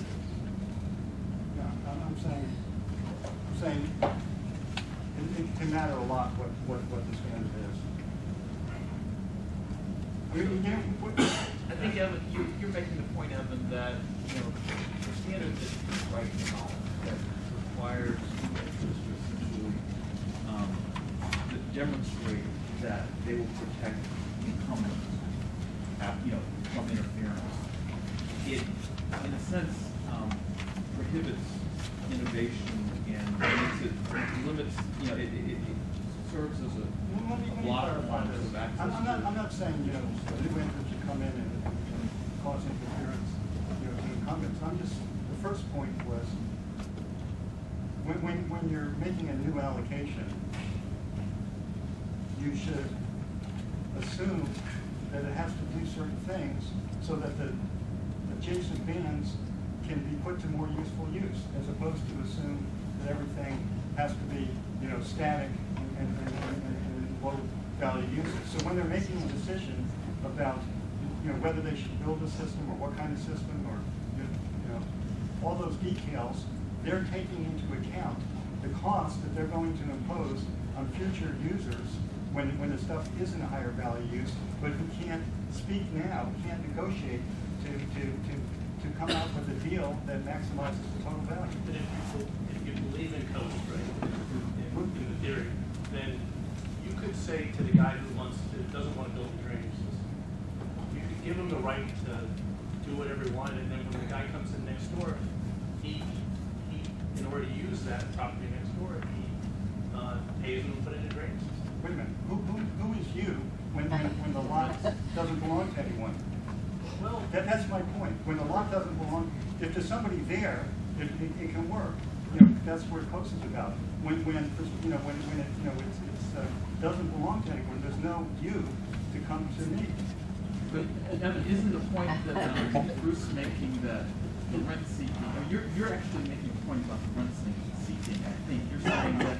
Aren't you saying that incumbents should not be able to essentially seek rent from new entrants? That's not, no. I'm just saying, just like you said, with the commission, Bruce put it really well. The commission just does one thing at a time, what's in front of its face. Okay, and so so if you have a land case and they say, there's one piece of land, it just doesn't belong to anybody. And I come and say, I want to build my house and I want to be able to dump all my water and make a swamp next door. And they say, well, there's no cost to that. That's fine. That's going to lower your cost rate. They don't think, well, gee, maybe a swamp next door isn't the most valuable use. And since nobody owns that land, they're not going to come and say, wait a minute. There is somebody next door everywhere now. Yeah. Right. So they don't have when the SR's limits were set and the WCS limits were set, there was a proceeding with a lot of paper file and a lot of engineering analysis that attempted to set those limits. I guess that what I hear as agreement is that it was an incomplete set of limits. That's what I said, all rights. And that maybe there ought to be more detail that goes into what those limits are. Maybe it's all focused on transmitters and not focused on receivers. I'm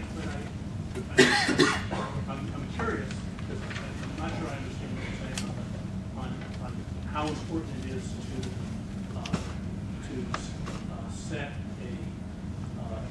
set it at some optimal level, rather than just set it rather than just set it and then let the market kind of determine whether it's optimal or not. Well, when there's nobody to negotiate, there isn't a market. So from the point of view of the person who gets the first rights in there, their incentive is to do things as cheap as possible.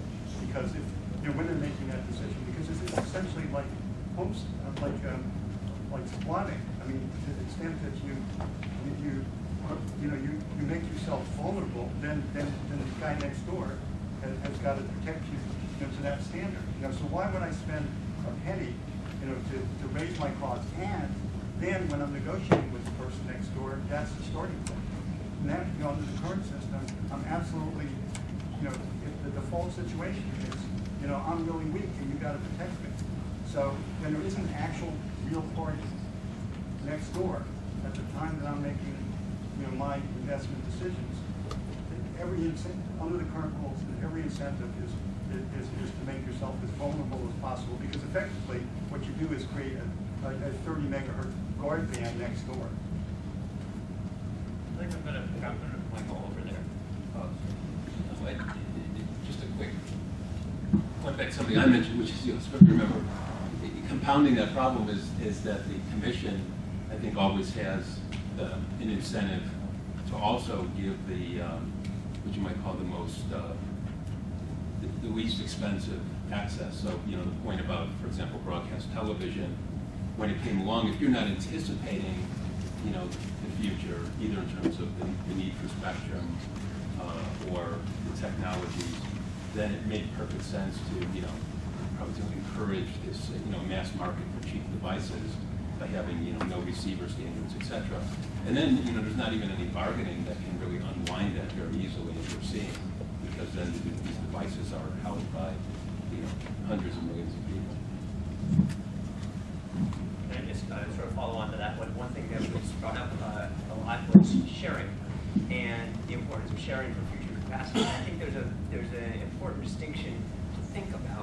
think sharing is extremely important. The question of how do you share spectrum?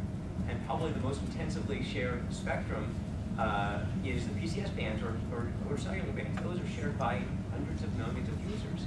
And I think that's an important way to think about sharing, in addition to possibly sharing by different systems. But I think you need to think about, does sharing by different systems create more capacity, or does sharing within a system create additional capacity? Pierre made a very important point at the start, which was that the goal should not be to minimize harmful interference, but to maximize concurrent operation. And I think I'd like to modify your statement, or I would modify it to say maximize the value of concurrent operation as opposed to maximizing concurrent operation. I don't think that's necessarily the right as an economist, I don't think that's the right standard, but to think about how do you get people to be able to do the communications that they want to do, and think about how they can share in an efficient way. I think we're going to open up for questions now from the audience. First question here, if you could identify yourself and then. Jim Snyder, I want to agree with Helen's observation that distributional concerns don't get as much attention as they should on a traditional panel like this that focuses on traditional economic concerns. And where I would disagree with Helen is that we don't have a highly developed policy on this distributional issue. We have a very, very well developed strategy, and it's a low visibility strategy. So when you look at FCC rulemakings, they are not framing the questions as to who gets what. They're framed in economic and technological terms to avoid these type of issues. If Evan, who's controversial for his economics, they start talking about distributional concerns, it would be hit the office panel in a second. Forget it. No sane FCC person would ever publicly address it. It's the elephant in the room. But the point is, if you analyze how the system has been constructed, it's been brilliantly executed for these to be done in a low visibility way. So the incumbents can get every decade tens of billions of dollars of additional free rights to spectrum. So I just wanted to comment on that where I disagree. My question is to Gregory. And I've not been following the literature on transaction costs very much in the last few years, but I have read quite a few articles, and I have yet to find anything that I would consider to be remotely sophisticated as a theory of the trade-offs associated with minimizing different types of transaction costs. For me, the Coase theorem, everything that's interested in is in the assumptions, not what's done with those assumptions. So just take a highly stylized example. The most efficient way to reduce transaction costs would be to create one giant monopolist, all the spectrum. You won't have any transaction costs that way. So one of the classical ones is what should be the size of the allocation of spectrum to minimize transaction costs. But at some point, you get, in many of these scenarios, lots of market failure when you do this. So, what would be the optimal size of, say, spectrum allocations to minimize transaction costs, which you want to do? And there's many, many other of these trade-offs that I just don't see systematically analyzed, because you're balancing market failure with government failure. And it's a much more complicated thing than these very stylized discussions, talking about the coast here, it seems to me. So maybe there's some literature there that I don't know about, but I certainly haven't seen it. So I think, first, you're absolutely right that the thought about how do you set these things up right is important. When we were doing the first PCS auctions, the idea of there's a concern among a lot of people that the government was would try to maximize revenue from the auctions, and the way to maximize revenue from the auction would have been to auction a monopoly or auction a single license, and there were trade-offs of trying to do that. And the idea is, you're right, there are different concerns. There are transactions cost concerns. There also are competitive concerns and the losses from not having a competitive market. And I think I agree with you. I've always said on spectrum policy, the most important thing is auctions are not incredibly important. It's flexible use of spectrum and getting a competitive market for spectrum-based services. I think that's an important piece. But if you had 1,000 licenses, you'd be pretty sure 1,000 licensees of equal amounts of spectrum. You'd be pretty sure that there was enough competition, and even 100. probably 2 is probably not enough. But so you want to have enough to have a competitive market. And there's no real science to what number is enough for a competitive market for spectrum-based services, but it is clearly a concern we want to deal with in this. And so there is a trade-off between having some of the trade actions costs and negotiating at the borders, but having having additional competition is worth a lot as well. Other questions? Yes.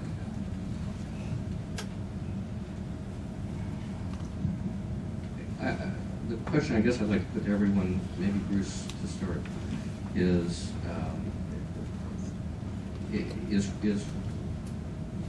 when we think about defining rights, are we talking about a do-over of the interference temperature proceeding?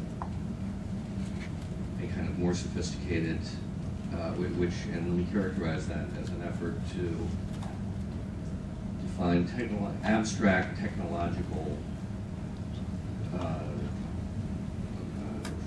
physics-based metrics for, I guess, each and every block of spectrum across the country and across the bands. A physics-based set of metrics, or is there some other set of metrics or rights, some other way to measure property rights, to define property rights, as opposed to abstract levels of interference? That could be effective in pursuing the kind of approach, Bruce, that you talked about, which I think has got to be right. There's got to be some development of quote-unquote common law jurisprudence that gives rights holders some assurance of what they can and can't do and what they can and can't expect from their neighbors. And let me be specific. Why do we not simply say to all current operators, your right is the right to continue operating the service you're currently operating without being interfered with more than you currently are being interfered with by your physical, geographical, and bandwidth neighbors? Period, end of discussion. Why does that not work? Oh,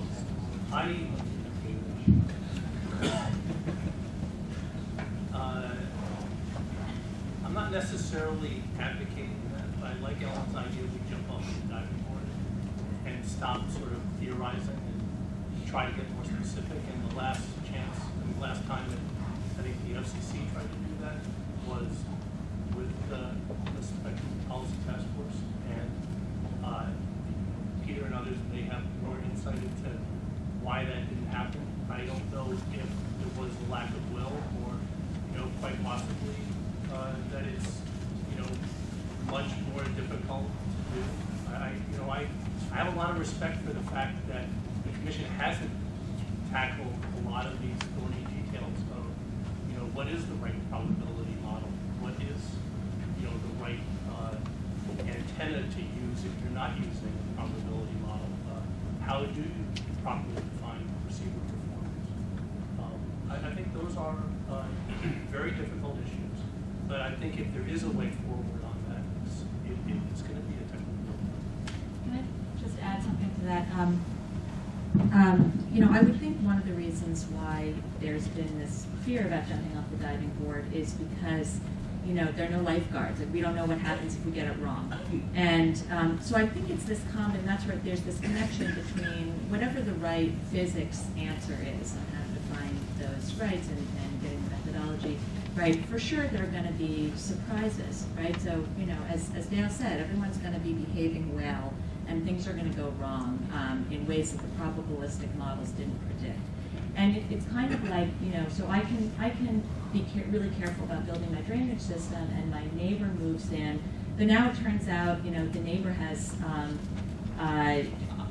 uses their property in a way that wasn't anticipated, and that we might not want to, that might actually be good. And so yes, we could have bargaining, etc., and maybe that's going to be the solution. But in many cases, we're not going to be able to have bargaining because of all the other transaction costs and market failures. There may be too many of them, or we may have come to there may be sort of both positive and negative externalities that get in the way of an efficient solution that way. And that's where I think common law is so important because there are going to be surprises, there are going to have to be rejiggerings, and if we had a really efficient, if we had a lot of lifeguards and kind of an efficient way to deal with it after the fact, we wouldn't be so nervous about jumping. I want to, not being a lawyer, I'm not as enamored with, I don't think there's such a problem that the lawyers seem to think that the solution is, more lawyers.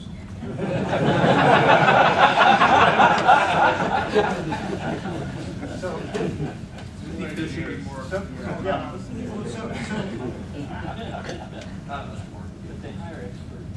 I think FCC, just to be an apologist for an agency that never makes a mistake, has done a pretty good job in defining rights for flexible use allocations, like cellular, PCS, and within those bands, it's things seem to work really quite well. And just to give an idea, what the distinctions are. What the FCC essentially does is it regulates transmitters' emissions at the transmitter. And so, like, to go to something that Helen and I can understand, it says something about, how much water can come out of your downspout, and it may have some, rules about, where you can put your downspout. It does not regulate actual harm to the neighbor. What it says is, if you follow these rules, for each of your transmitters, the out-of-band emissions is less than such and such, the power is less than such and such. It's unambiguous, you're fine. You don't have to go to any negotiation, you don't have to do anything. Then it's the neighbor's responsibility, knowing before they build, that swimming pool right next to the downspout that meets all the rules, before they build that swimming pool next to it, they're going to say, hey, wait, that person has a right to do that. If I want to build my swimming pool there, maybe I better negotiate with them before, or don't build a swimming pool there. It's not like the rights are undefined. What we don't do is protect against actual interference, and what we don't do is protect against the amount of water that can go over your property.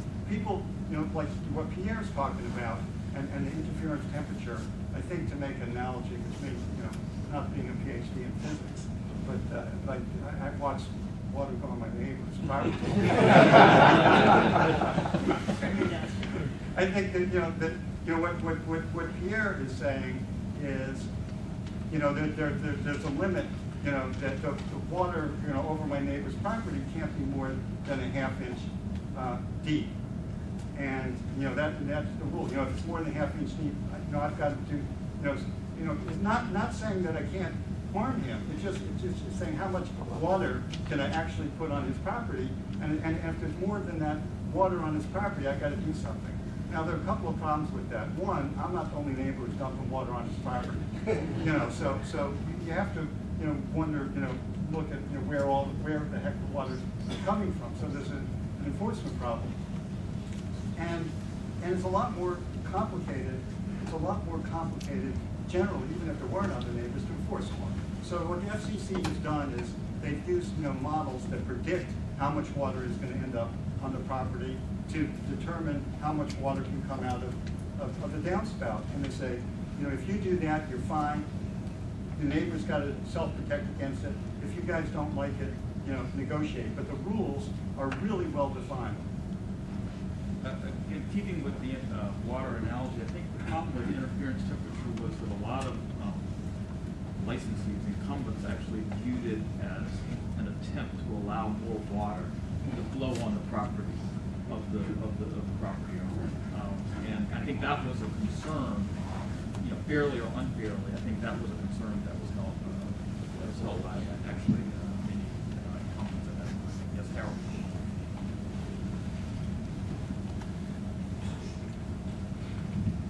First, I have to point out these microphones are all legal now, so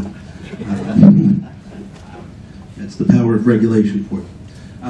But It does also provide a nice little intro to one of my a question I want to throw out here with regard to, particularly to Evan, but any of the others on who are using the sort of rights model and the notion that we will have an ability to bargain is what happens when you have players on the scene who just don't have the same incentives. And the examples of these are federal users, public safety users, and in the wireless microphone case, which produced what I like to refer to as the worst toxic waste spill on Spectrum in history, it was manufacturers. You had very well-defined Spectrum rights. You had a full set of licensees. You had absolute exclusion under the rules, but there was a player in there that had a set of incentives.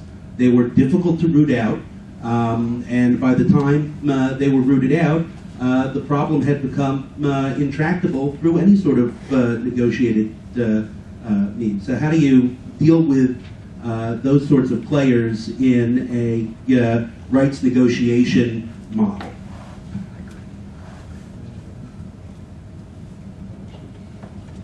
Well, obviously, we should pass it to Congress because they're so good at resolving difficult issues in a thoughtful and systematic way. But yeah, the talk I gave had a somewhat limited scope, and you're absolutely right that when you're talking about dealing with government users, whether they're DoD or public safety, there are difficulties. But I wasn't arguing. What my specific, or John and mine, or really John's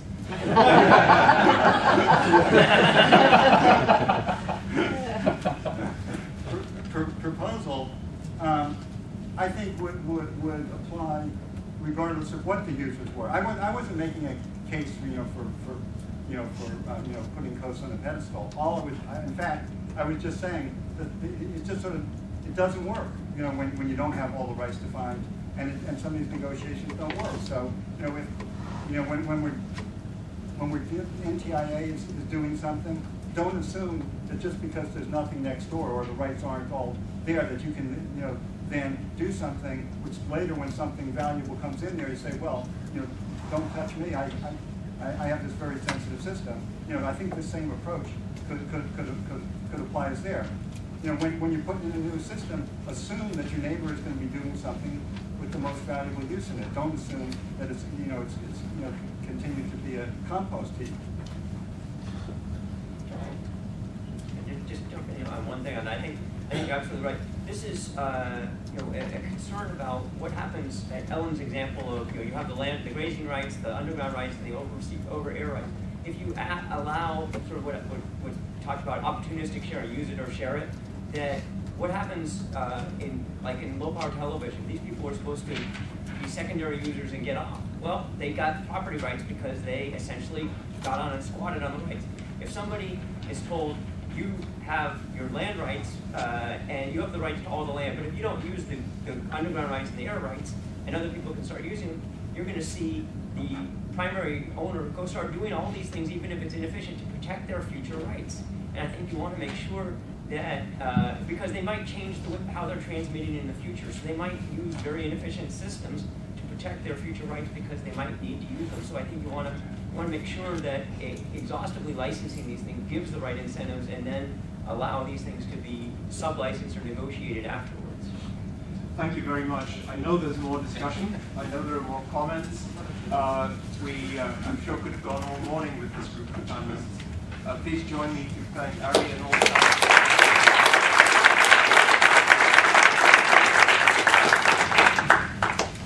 We are going to keep going. We'll start as soon as the next panel is here.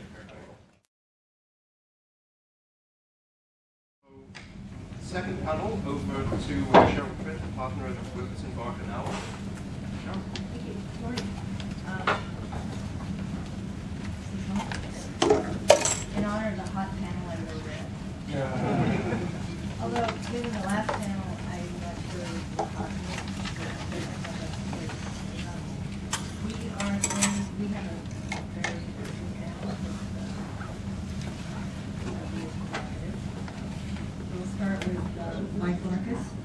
director at Market Spectrum Solutions, and I'm an adjunct professor at Adjunct.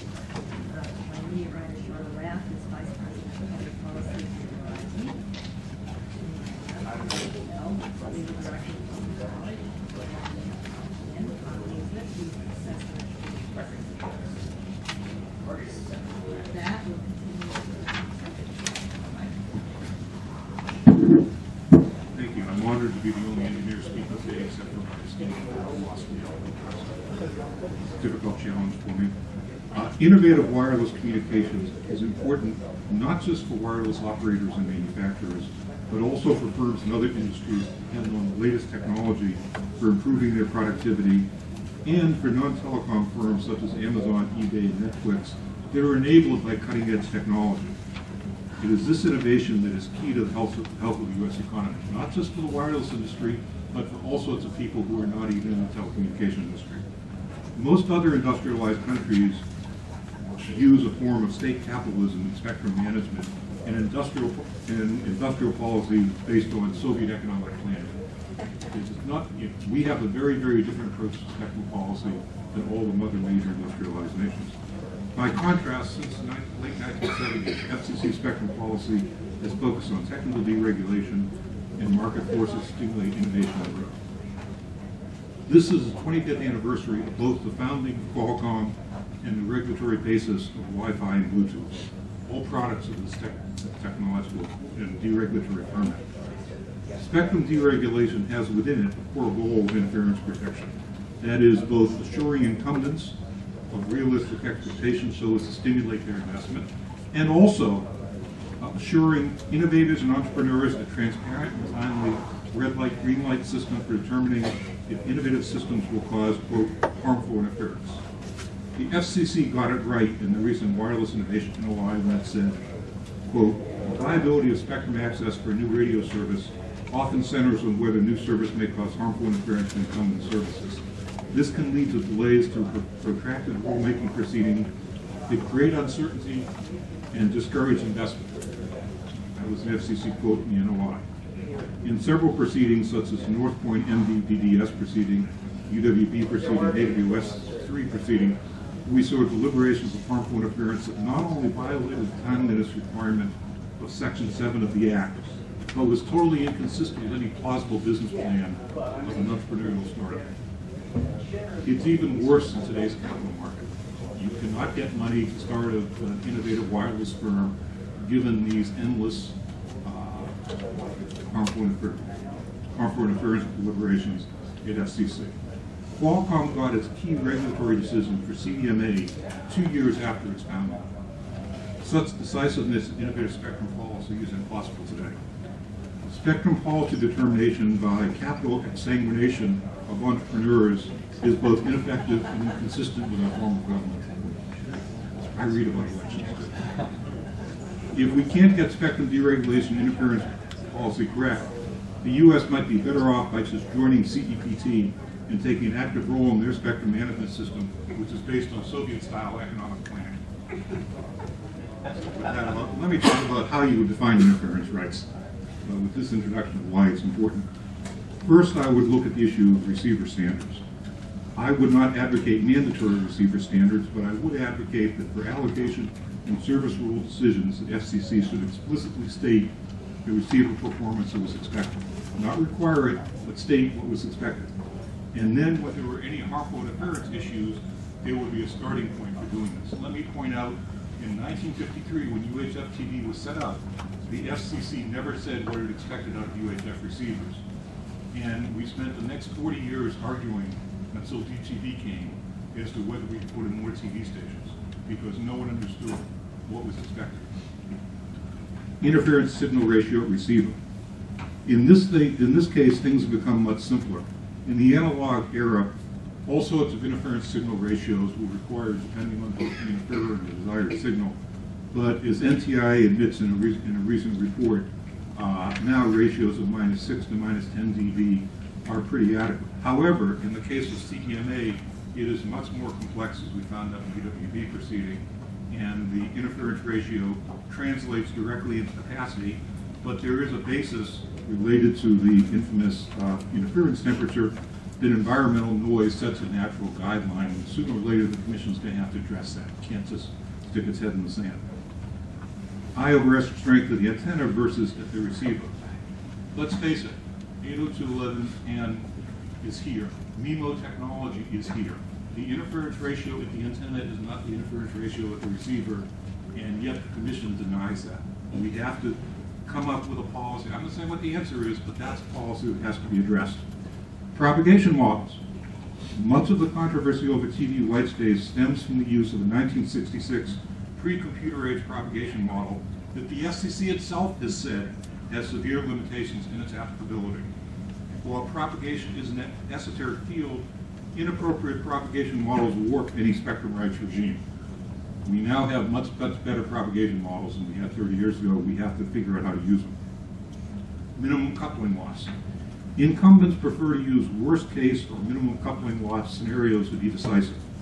While FCC has a limited use of using stochastic modeling, both FCC and NTIA, see, I mentioned NTIA, nobody else seems to want, have no clear policy in this key area. However, in Europe, stochastic modeling is often used. I think it's important for both FCC and NTIA to come up with a policy of when stochastic modeling is appropriate and when it isn't appropriate. Acceptable interference distance. How much interference is acceptable?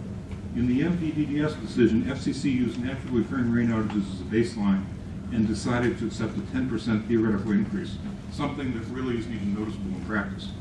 FCC and NTIA should consider the general issue of naturally occurring outages in space and time, which would have solved the whole problem of low power FM and low power TV if people had been realistic of what coverage of TV and FM stations were, and use these as a reference point for increases. And finally, minimum spacing. In the PCS H block and AWS3, certain industry people have advocated a 10-inch spacing between receivers. Whether that's right or whether that's wrong, these things have to be resolved. The reason PCs work today and are affordable is the FCC assumed the 10-meter spacing in 1979 from PCs to TV sets. As any two things get closer together, the receive power becomes infinite. In each of these cases, someone has to make some assumptions of minimum spacing, and FCC, except in a few cases, has dodged that wonderfully. So who should make a detailed interference proposal? I think it's unrealistic to expect either FCC or NTA to come up with a real proposal to clarify interference rights. Let me point out historically that in the 1970s, like FCC, like other federal regulatory agencies, FCC likes to think it's the only regulatory agency in the federal government. It isn't even the only technical regulatory agency in the federal government. Other technical regulatory agencies routinely go to the National Academy of Sciences, National Research Council with difficult problems, notably, for example, EPA and arsenic in drinking water.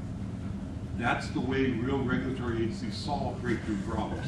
In the 70s, the FCC went to the National Academy with two issues that were exceedingly controversial at the time: C-band satellite terrestrial sharing and Cartophone-like interconnect.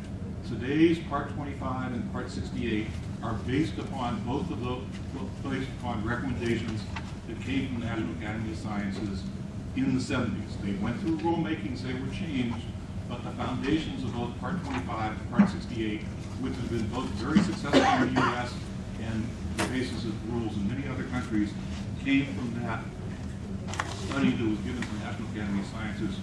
I would urge that FCC and NTIA jointly goes to the National Academy and National Research Council to ask them to come forth with a recommendation for framework and then proceed to rulemaking. Why hasn't this happened?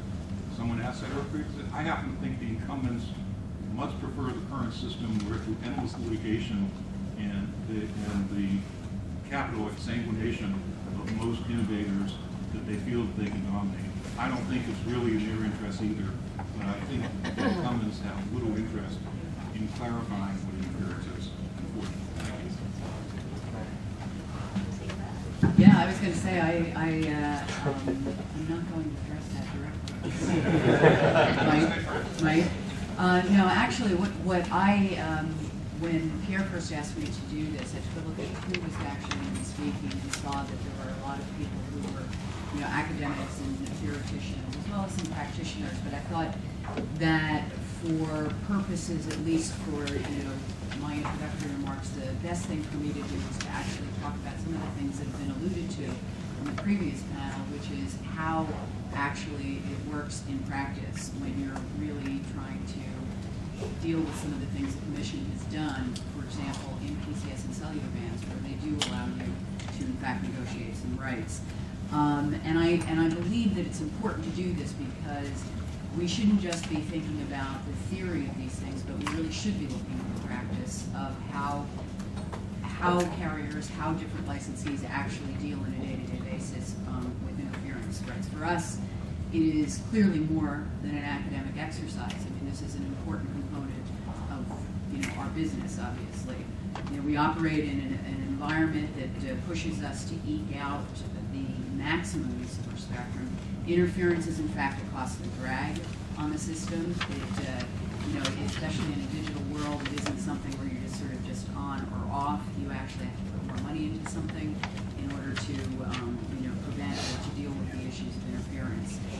We provide an itinerant, a dynamic, and a consumer service that operates 24/7. It reaches, our specific network reaches about 290 million people in the U.S. And as we've discussed here, it relies on a resource that is notoriously fickle, if you would say, and also regulated by the federal government.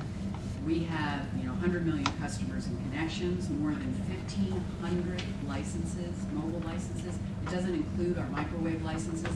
It's one of those things that I want to make sure that everybody realizes. I often hear us talking about how it isn't difficult for us to negotiate because, of course, we have these big licenses that are all, just available in side by side. But in fact, we have so many licenses and we have a lot of RF boundaries, tens of thousands of miles of RF borders and boundaries, where we're dealing with some of the things that Dale was talking about earlier today. We have tens of thousands of cell sites that are transbanded. And it's critical to our business to be able to negotiate and resolve quickly most, if not all, interference issues. It's bread and butter for us. It's what we have to do. It's what our engineers do. So what I wanted to actually, put on the table is not just these sort of large-scale and practical issues that I think everybody talks about, but just to sort of see examples, real-world examples, how we deal with, and we're not the only ones, but I'm talking from the point of view of Verizon at this point, how an individual licensee, who in fact does have clear rights and is permitted to negotiate extension of these rights, how we do it. And then also in cases where we do have clear rights, but there is a little bit, perhaps there's a need for additional enforcement. And just, as I said, throw those two on the table. I actually feel that with respect to rights and negotiating rights, we're sort of a laboratory. As I mentioned before, there are a lot of licenses, there are a lot of RF boundaries, and what the Commission did back in the mid-90s said, okay, the PCS rules and then later adopted in the AWS and 700 megahertz rules, parties can agree to actually higher field strength limits than are in the rules. And you can agree, so you actually can do agreements in the boundaries. In the PCS world, you do these agreements, you never tell the FCC that you're doing these agreements, they're just done in the field, and you move on. In cellular, it's a little bit different because what we're actually agreeing to do is to extend the contours of our licenses, and in fact that creates some difficulties and issues that we have, but it still is a rights negotiation. And the other thing I wanted to point out is in some cases what you're doing is you're negotiating these rights because there is an interference issue, but in other cases there's no interference issue. You just know that in order to serve the needs of your customers in a particular market, or say at the edge of a water boundary or someplace else, that you need additional rights in order for it to make it work. And so we go into it saying, we want to extend our rights, or we understand from the propagation models when we actually do it in the real world, propagation is a little bit different than maybe what we thought we would get. We may actually have to go and talk to our neighbor and deal with it. It's interesting to me because a lot of people, if you do read, because people have started, they've talked about these agreements as being an example, but I think sometimes there's a little bit of a misunderstanding of just how easy they are. I mean, first place, these are not big negotiations that take place between, AT&T and Verizon and others just on a massive basis. These are done individually, engineer to engineer, talking to some of our people internally, and we may actually do the equivalent of one of these a day. So there are hundreds of years that we're doing it, and the reason that they work is because our engineers actually understand, what they're working with. But it doesn't mean that they always work, and in fact, it doesn't mean that just because we tend to try and make them in ways that are are symmetrical or mutual. That's always the way we would go into it, but they don't always work that way.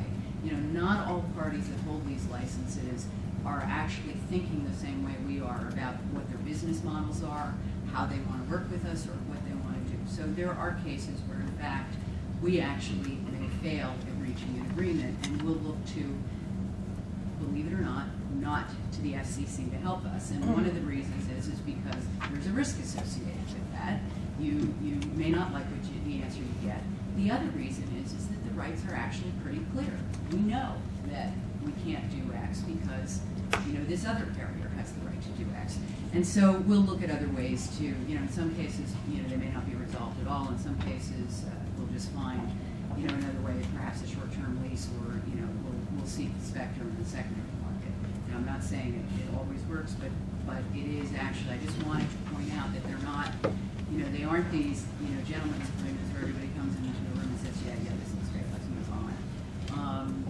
They're another form of interference, another type of interference issue that we deal with that I wanted to talk about was one in which there are actually clear rights, but there may still be interference where we can't actually seem to negotiate with the other operator. And so we deal with thousands of instances of interference in our network, on an annual basis. And the vast majority of them, we actually, the same thing, we'll deal with, and we'll figure out what it is. A good percentage of them come from, what I mentioned in my paper, and I think we've been dealing with a lot more lately, with boosters or amplifiers. In some cases, you can actually find the source of interference and you can shut it down. In some cases, it's itinerant. You can't really track it down. In other cases, and I pointed this out in a short paper that I submitted, in 2006 we had an instance of somebody in Manhattan putting a repeater on a top floor in Manhattan skyscraper, and it knocked out 200 cell sites for us in Manhattan and New Jersey. In that case, we actually did ask for a little bit of help from the FCC and got it, and because we were dealing with an enforcement issue. Again, we don't seek individual relief on these issues, but what we really try and do is to resolve it ourselves. But in the case of these sorts of interference issues, we are actually looking to get, a little bit more enforcement backup, if you will, from the FCC. Not a change in the rules. In fact, the rules are actually quite clear, but just backup so that we have the power and can help us with our market to be able to deal with this. My bottom line here is, again, I decided to sort of focus a little bit on, day-to-day, how we actually do things, as a reminder to people that, this isn't just a theoretical exercise, that there are practical, examples that you can really look to, and I think that anything that we do in this area has to keep that in mind. Well, that's actually a great place for me to pick up, because as Greg Rosman said, he was grateful to be on the interesting panel. I'm grateful to be on the one where the rubber actually meets the road, if we can use that analogy spectrum. And in fact, what I want to talk about here is what happens when things go not just wrong, but catastrophically wrong.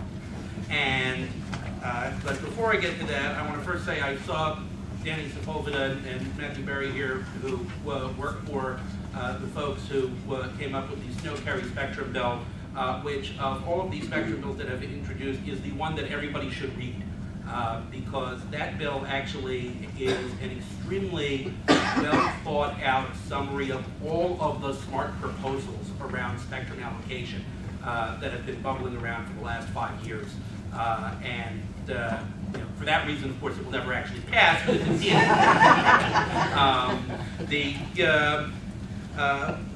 the summary that I have here is, first of all, I want to start with two quotes.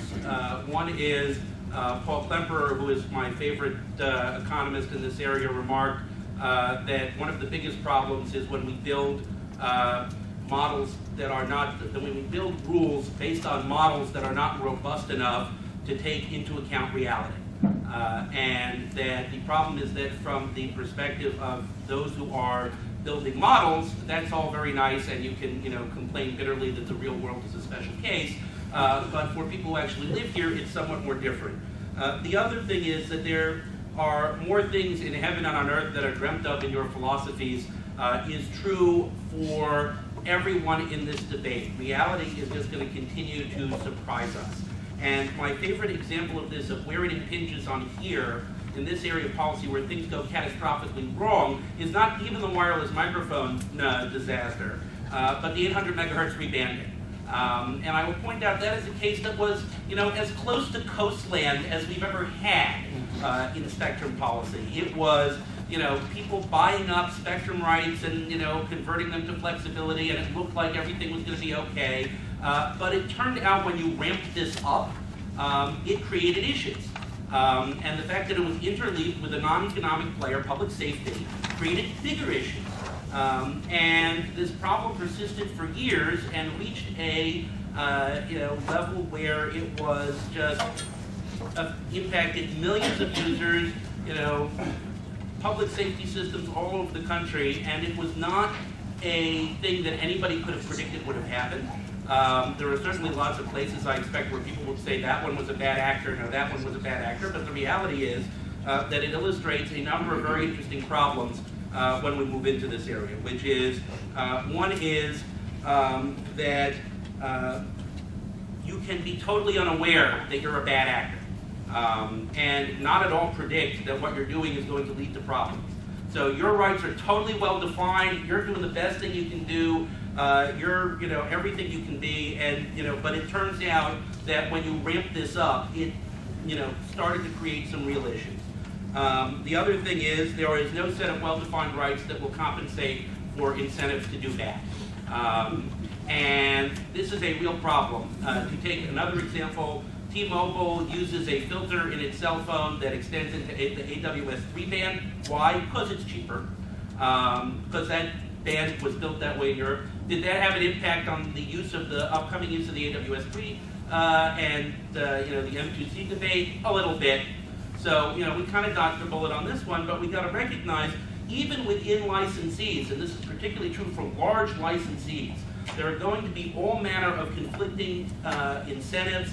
There are also going to be transaction costs, internal and external. When Verizon makes a decision about how it wants to address, rollout issues, it has a very complicated decision process to make because they have interest with, handsets, and that's an element of the equation. Their decision on market rollout is based on a large number of economic factors.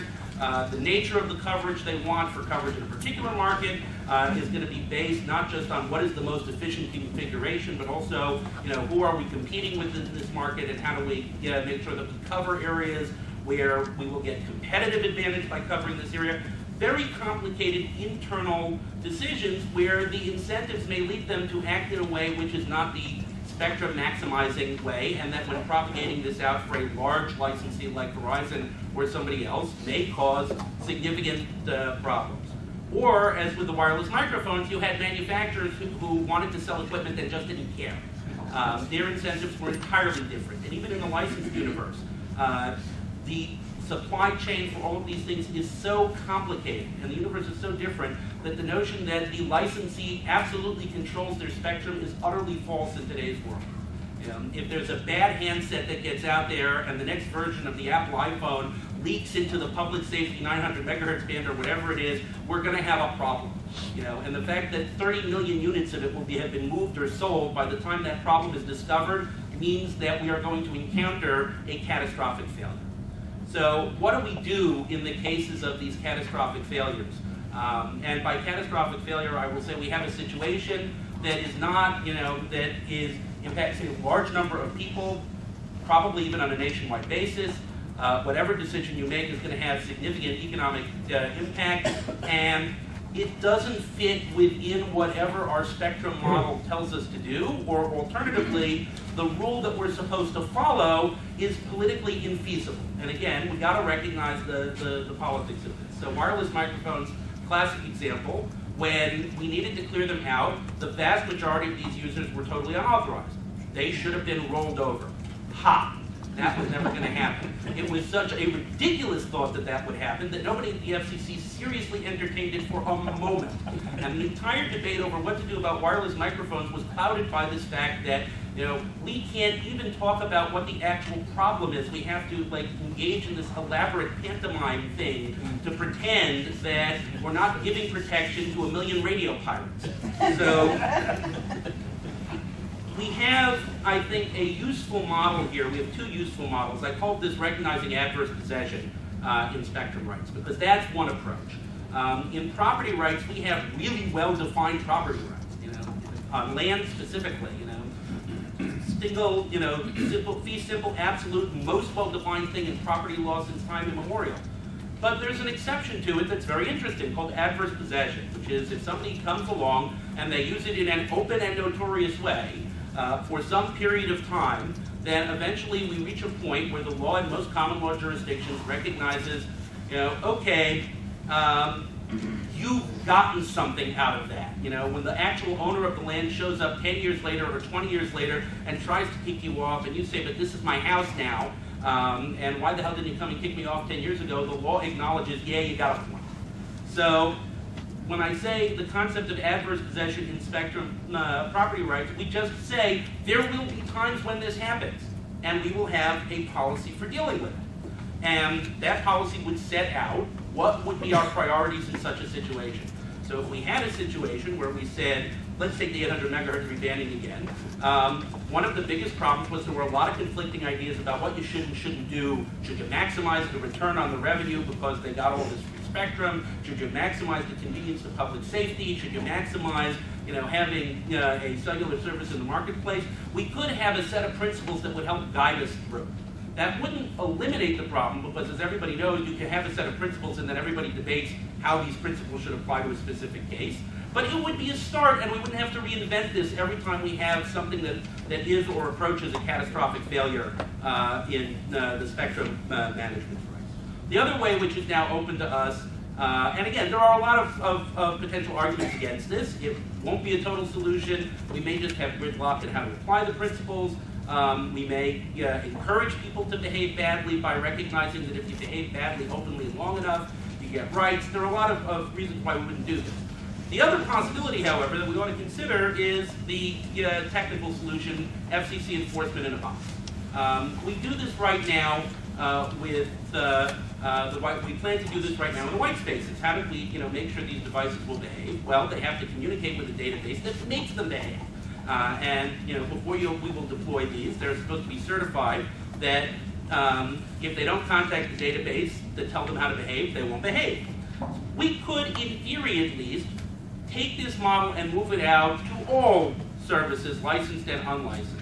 We could, you know, the advantage of licensing is you know what your rights are, they're well defined. We could have a system where if we had something like the STARS service coming up again and there's nothing, you know, next to it yet, we could require, like, hey, your equipment all has to be certified that it contacts an FCC database that tells that transmitter what its operating rules are. And then it will never misbehave unless you actually go in and tamper with it. But in theory, at least, we could have a system where, you know, we avoid catastrophic failure, or at least minimize them, you know, by saying you want to sell wireless microphones. Well, you know, before you activate a wireless microphone, you have to call into the FCC the way you do now when you want to activate a cable modem or a cable card device. Read off your magic number, we associate it with a license, and if you're not associated with a license or whatever, you don't get to turn it on. So we could go with either of these two solutions. All of these solutions have costs, but the advantage of either of these two solutions over the current situation is at least it recognizes that we have catastrophic failure from time to time. And I would argue that the cost of our failure to have a system to manage catastrophic failure in the long run does us all collectively much greater harm than either of these two solutions, if properly implemented, would impose.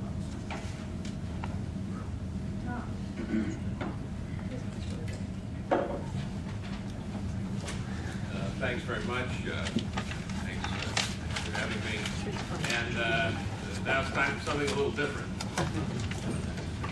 I almost remind myself of this guy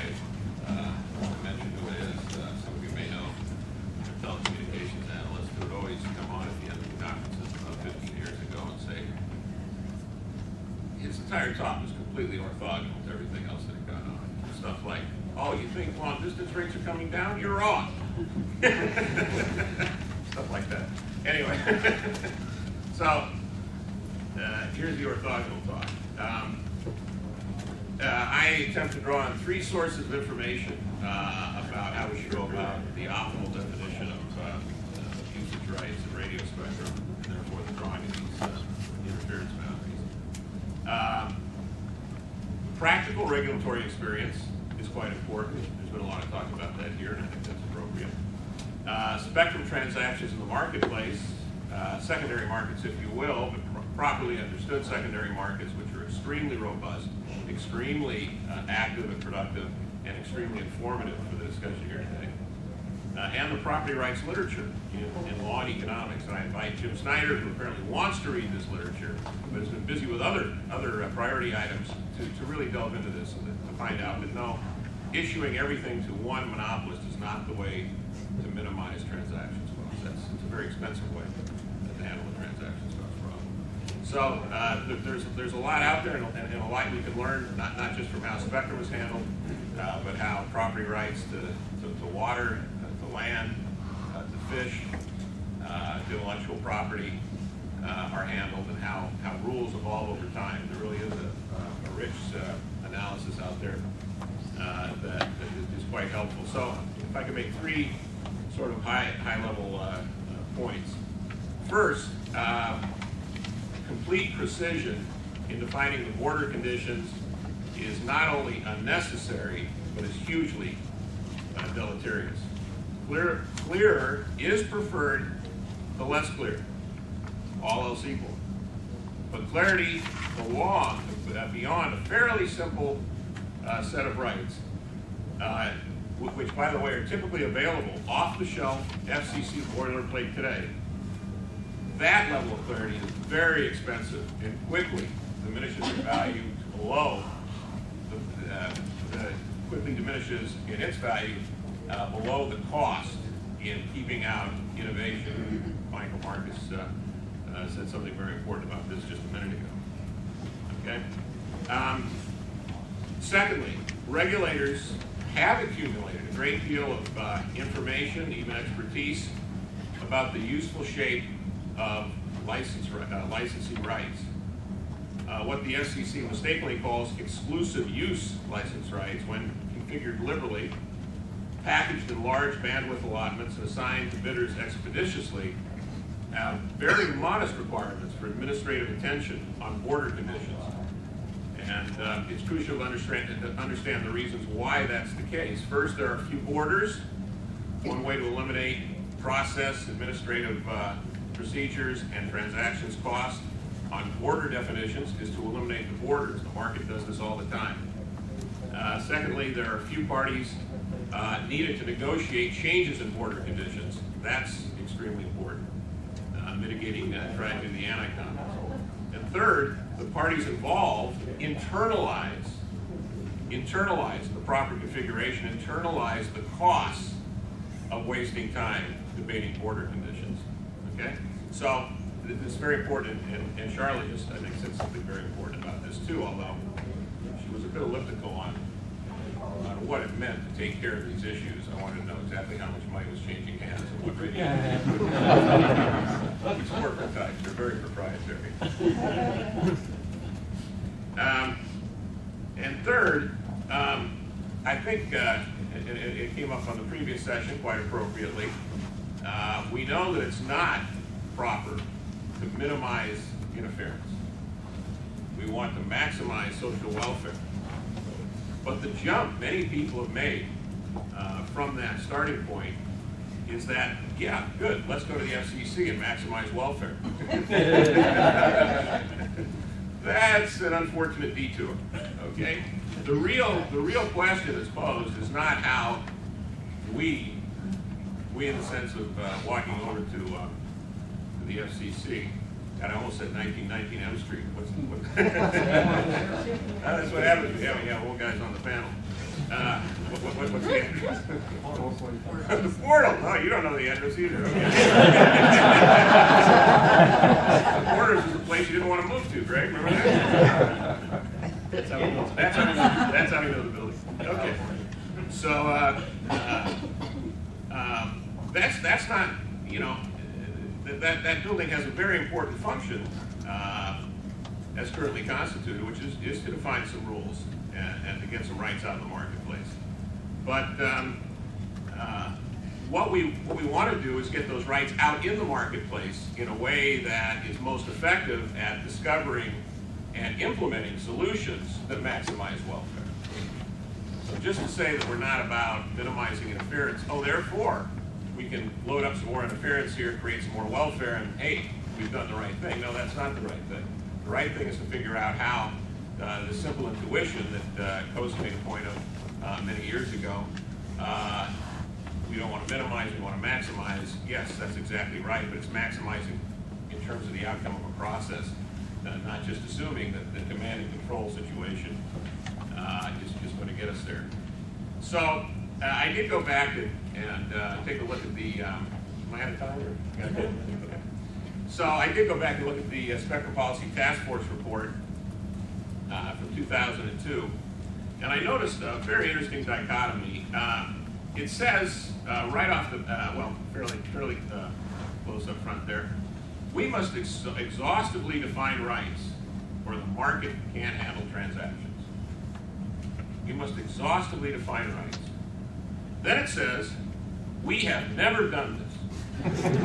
We have never done this. Harmful interference is a paltry definition, very vague, open to interpretation. How do you know what that means?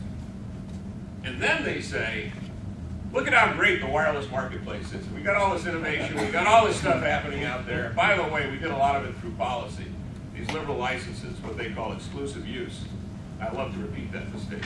They think it's exclusive use when you have 300 million people sharing the most intensively shared spectrum space in the world. These rights have been put out and are used by the carriers for these networks. So they appropriately do say there's a lot of good stuff happening, and they appropriately take some credit for putting out rights that have enabled this productive activity. But the underlying reality is that, yes, the rights are very vague in a certain technical sense. And that's the way the world works, okay? I recently went to look at some contracts that were written between MMDS and other operators. I'm going to act like ERS and EPRS now. No, this was MMDS. This is what I found, and I'll act like it's proprietary, Charlotte. I won't say where it was. I found it on the internet, but it's a private contract, and I was delighted to get it. But it was a sharing, it was a spectrum sharing arrangement, a lease arrangement. And I wanted to know how they defined interference, because here you had some new company coming in and using bandwidth that was licensed, allocated the licenses of the primary licensee, of course, and then they were making a deal to share that spectrum. And there was going to be shared use between these two parties. And the definition of interference was one paragraph, and it certainly wasn't any better than anything the FCC has come up with. And it might have had harmful interference in there. I put it up on the PowerPoint slide, but we were told we couldn't have PowerPoint. That's why my hand is shaking. Just kidding, it's not that important. But the terminology was appropriately vague. I say appropriately vague because it wasn't in the interest of the parties to define anything more. Now, the lawyers in the audience are saying, well, geez, it's boring as my contracts class. I learned about incomplete contracts a long time ago. When is he going to shut up about them? Well, when people realize that that's what the FCC is trying to do, contract sits on top of property, all you lawyers know that, but contract is where the private sector tries to, people, outside you in the government sometimes, but the parties try to take these property rules and reassign them and create new rights and so forth and so on. And the contracts are written very parsimoniously. And those of you, some of you in this room have been involved in very large deals where you have very small contracts that really define the terms in very tidy ways. And if Charlotte were more forthcoming, she'd show us some of these contracts. Multi-billion-dollar deals. We have underlying contract law. Yeah, there is a fallback on it.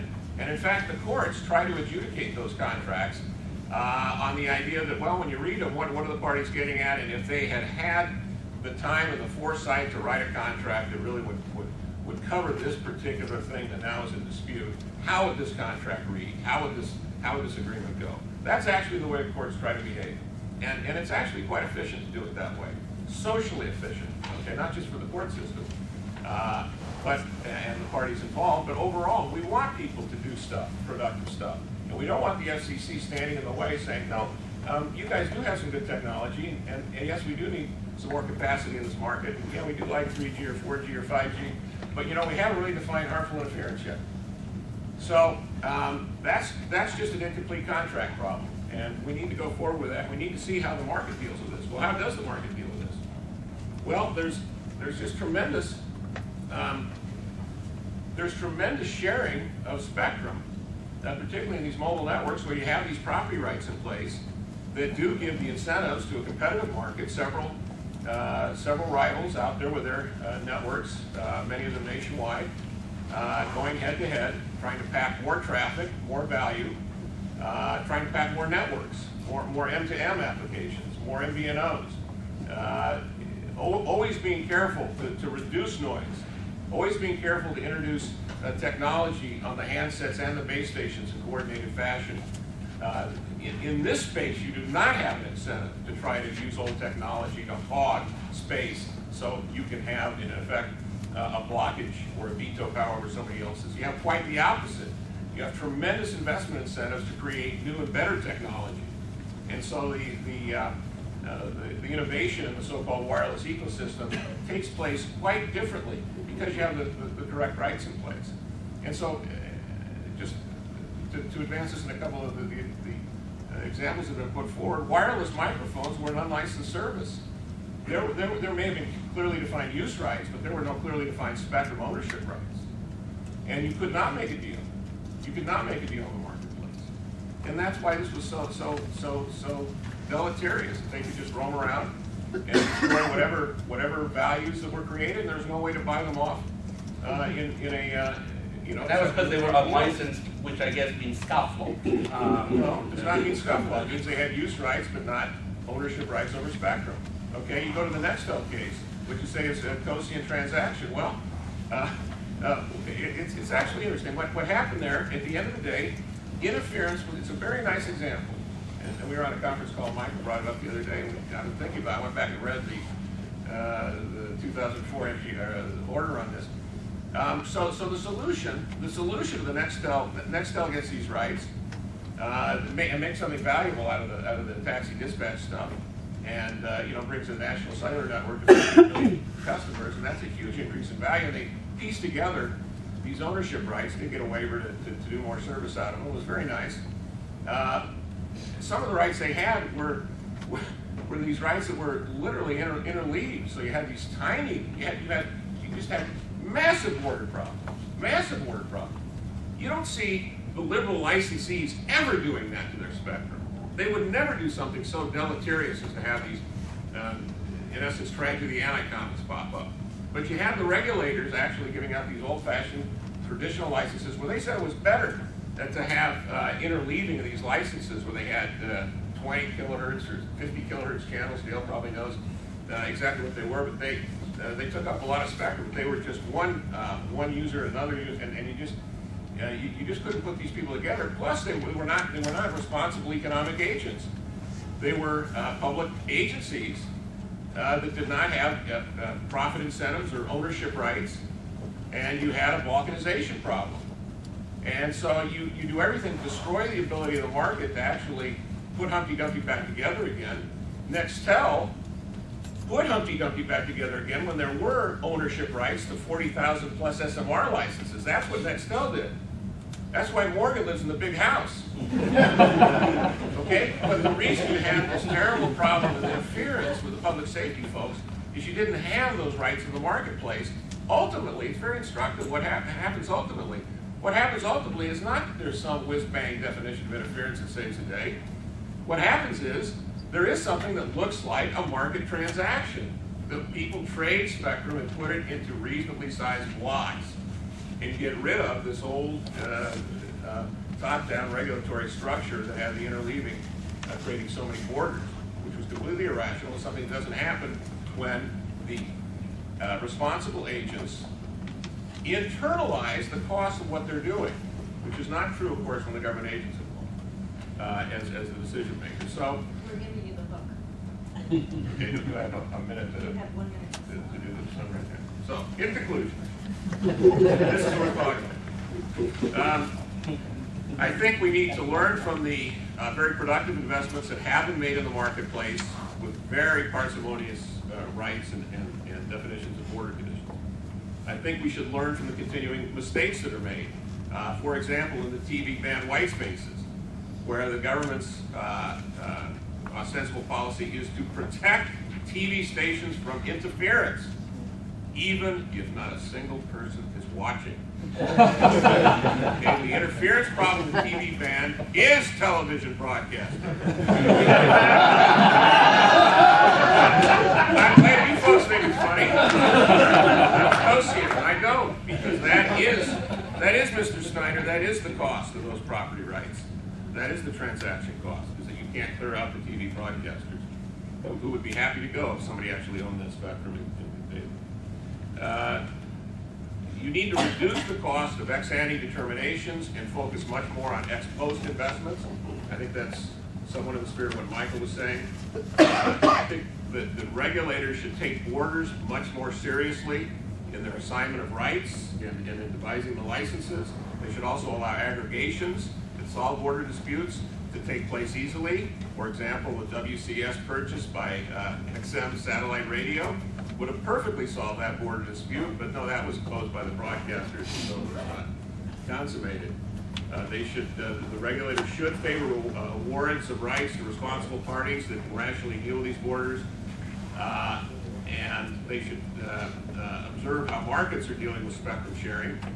And if I could make one last pitch, and that is, if the FCC would literally adopt just one very easy innovation in the auction process, which would be combination bidding, that would do more than anything else we're going to say here to solving definition issues on border conditions. That is to say, you could easily put together rational blocks of spectrum much more easily with combination bidding. And of course, this has been something that's been advanced for 10 years now by the agency experts.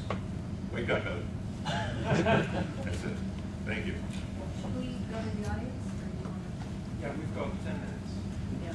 Maybe there are questions on this. We should take them now. And if maybe we should start with somebody who hasn't asked the question yet. And please introduce yourself when you ask your question. Do we have another question? Oh, we have one over there. Oh, that's one. You have the microphone, please. I'm so glad you showed up for that last one. Coleman Bazelon. Talking about borders, I was struck by the introduction, the earlier remarks by the engineers and physicists that interference really is a probabilistic issue. What are the analogies in defining rights that are probabilistic like that? It's not like a fence along a piece of land.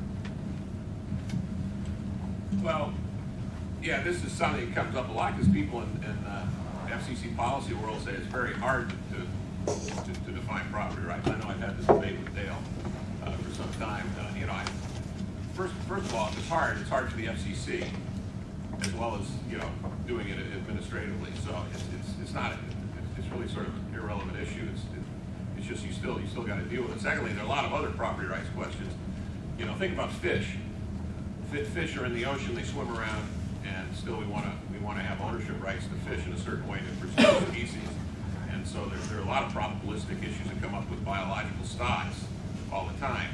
Now, certainly with intellectual property, you've got lots of issues about probabilistic infringement, and the whole idea of fair use, which is central to where's the line between fair use and infringement, has to do with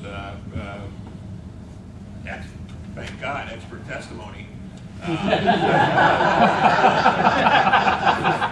a Coleman who asked the question. But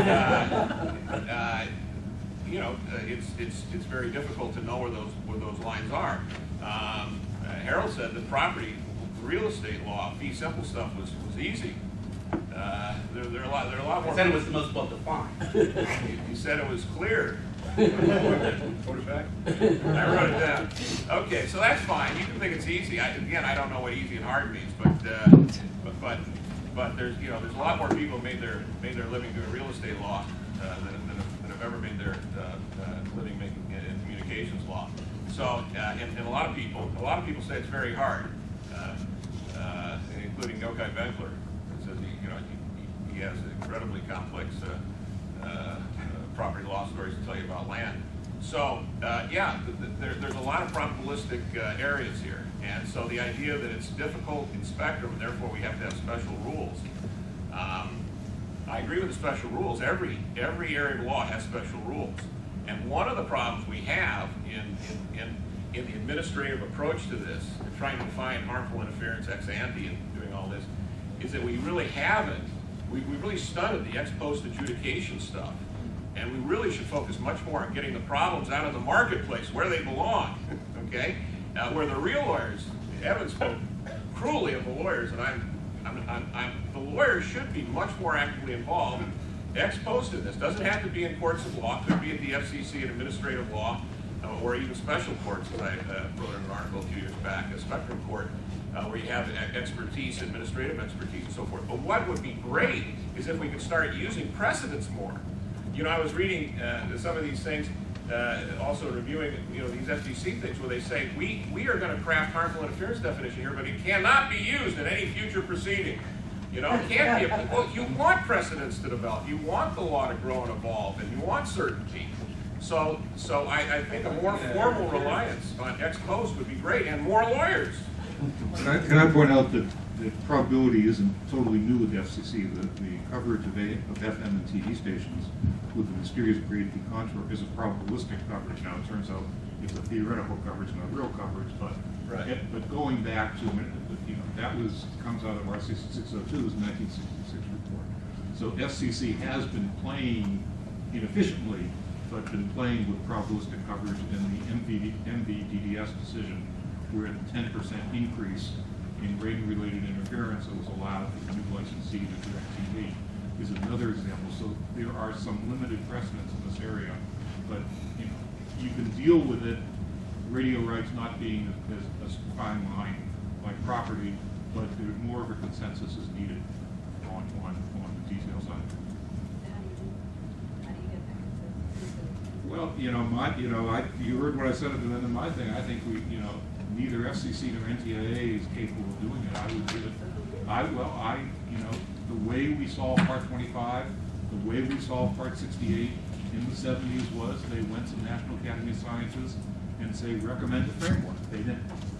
Then they subjected that framework to rulemaking, and today's Part 25 and Part 68 are direct descendants of the National Academy of Sciences recommendations from the early 70s.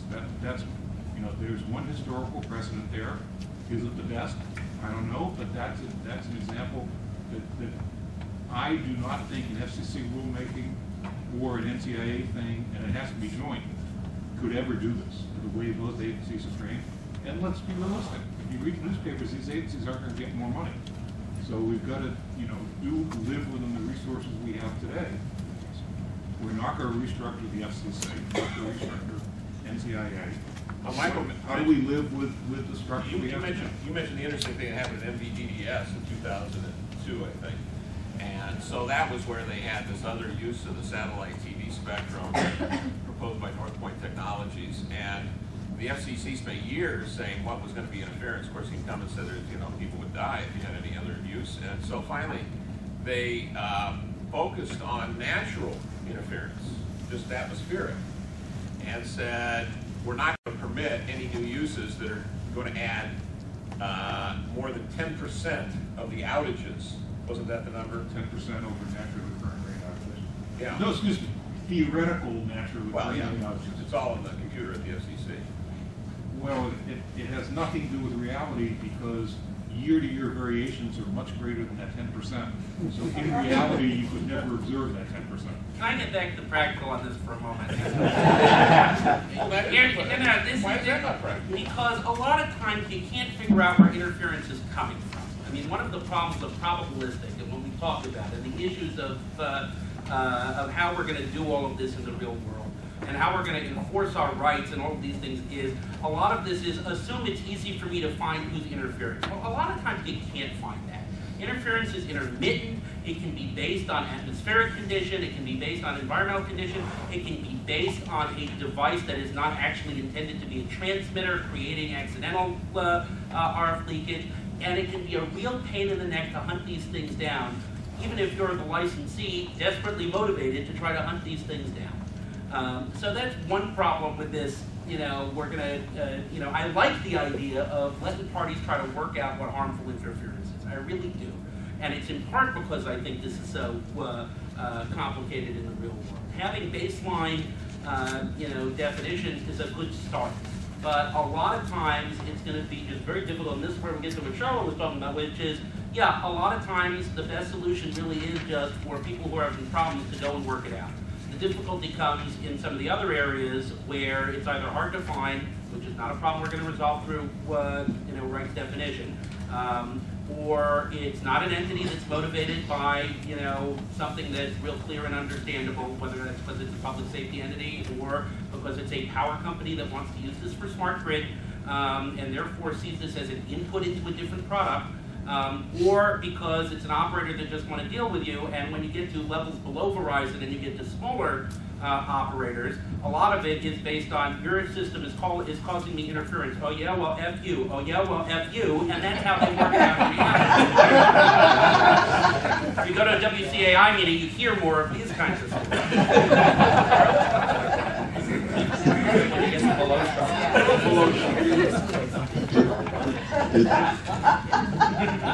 It's Mark McCarthy with Georgetown. Maybe there's an additional group that can be using the FU words. Dale keeps reminding us that interference depends in part on the nature of the receiver and how good a filter it's got and so on. How important or how interesting to resolving these issues of interference would it be to have the FCC have further authority to define receiver standards? Well, you assume they don't have authority now. All right, so they've got to, should they use it? I think that particularly in a world where devices are certified under 302, or if you're using USC numbers rather than section numbers 302A, because they're also transmitters as well as receivers, then the FCC in theory has plenty of authority to say that we're only going to approve transceivers that are this robust. So I do think that there's a lot that can be done there. With television sets, which is always pointed to as the chief offender, where it's a pure dumb receiver, you may have somewhat more of a legal problem. But with most other devices that are in the market, I think they actually do have enough authority. And in answer to both of those, I do think it's important because they're the incentive from the manufacturers is always going to be to make the cheapest device allowable under the rule, and then cheat as much as you can. Because the consumer device market is very highly competitive, very cost sensitive.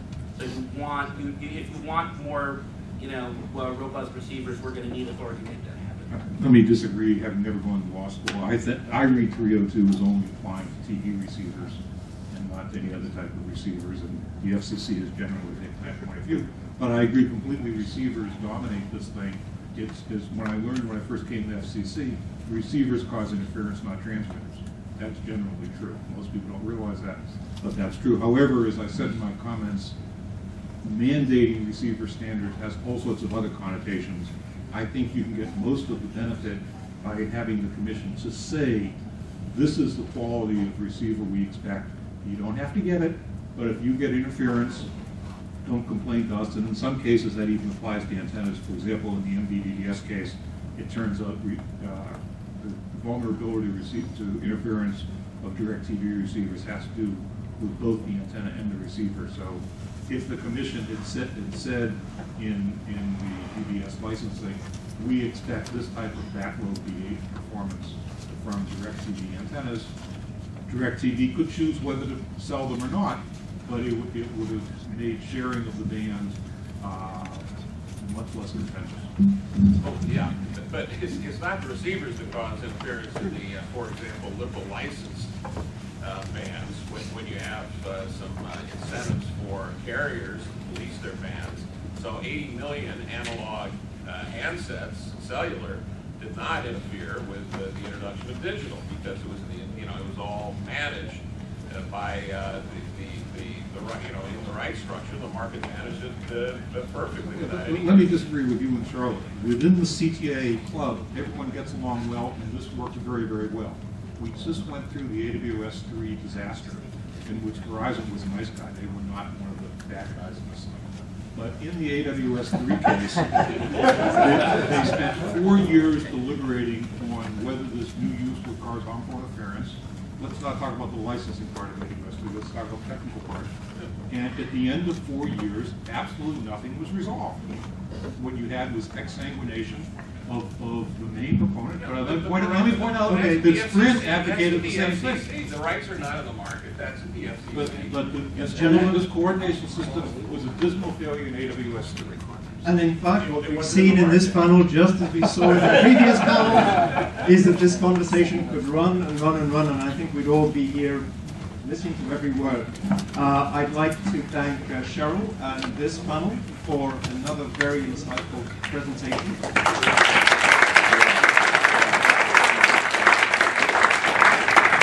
Just to wrap up, I think I set out trying to understand how should one better define the definement and the importance of these rights to create value.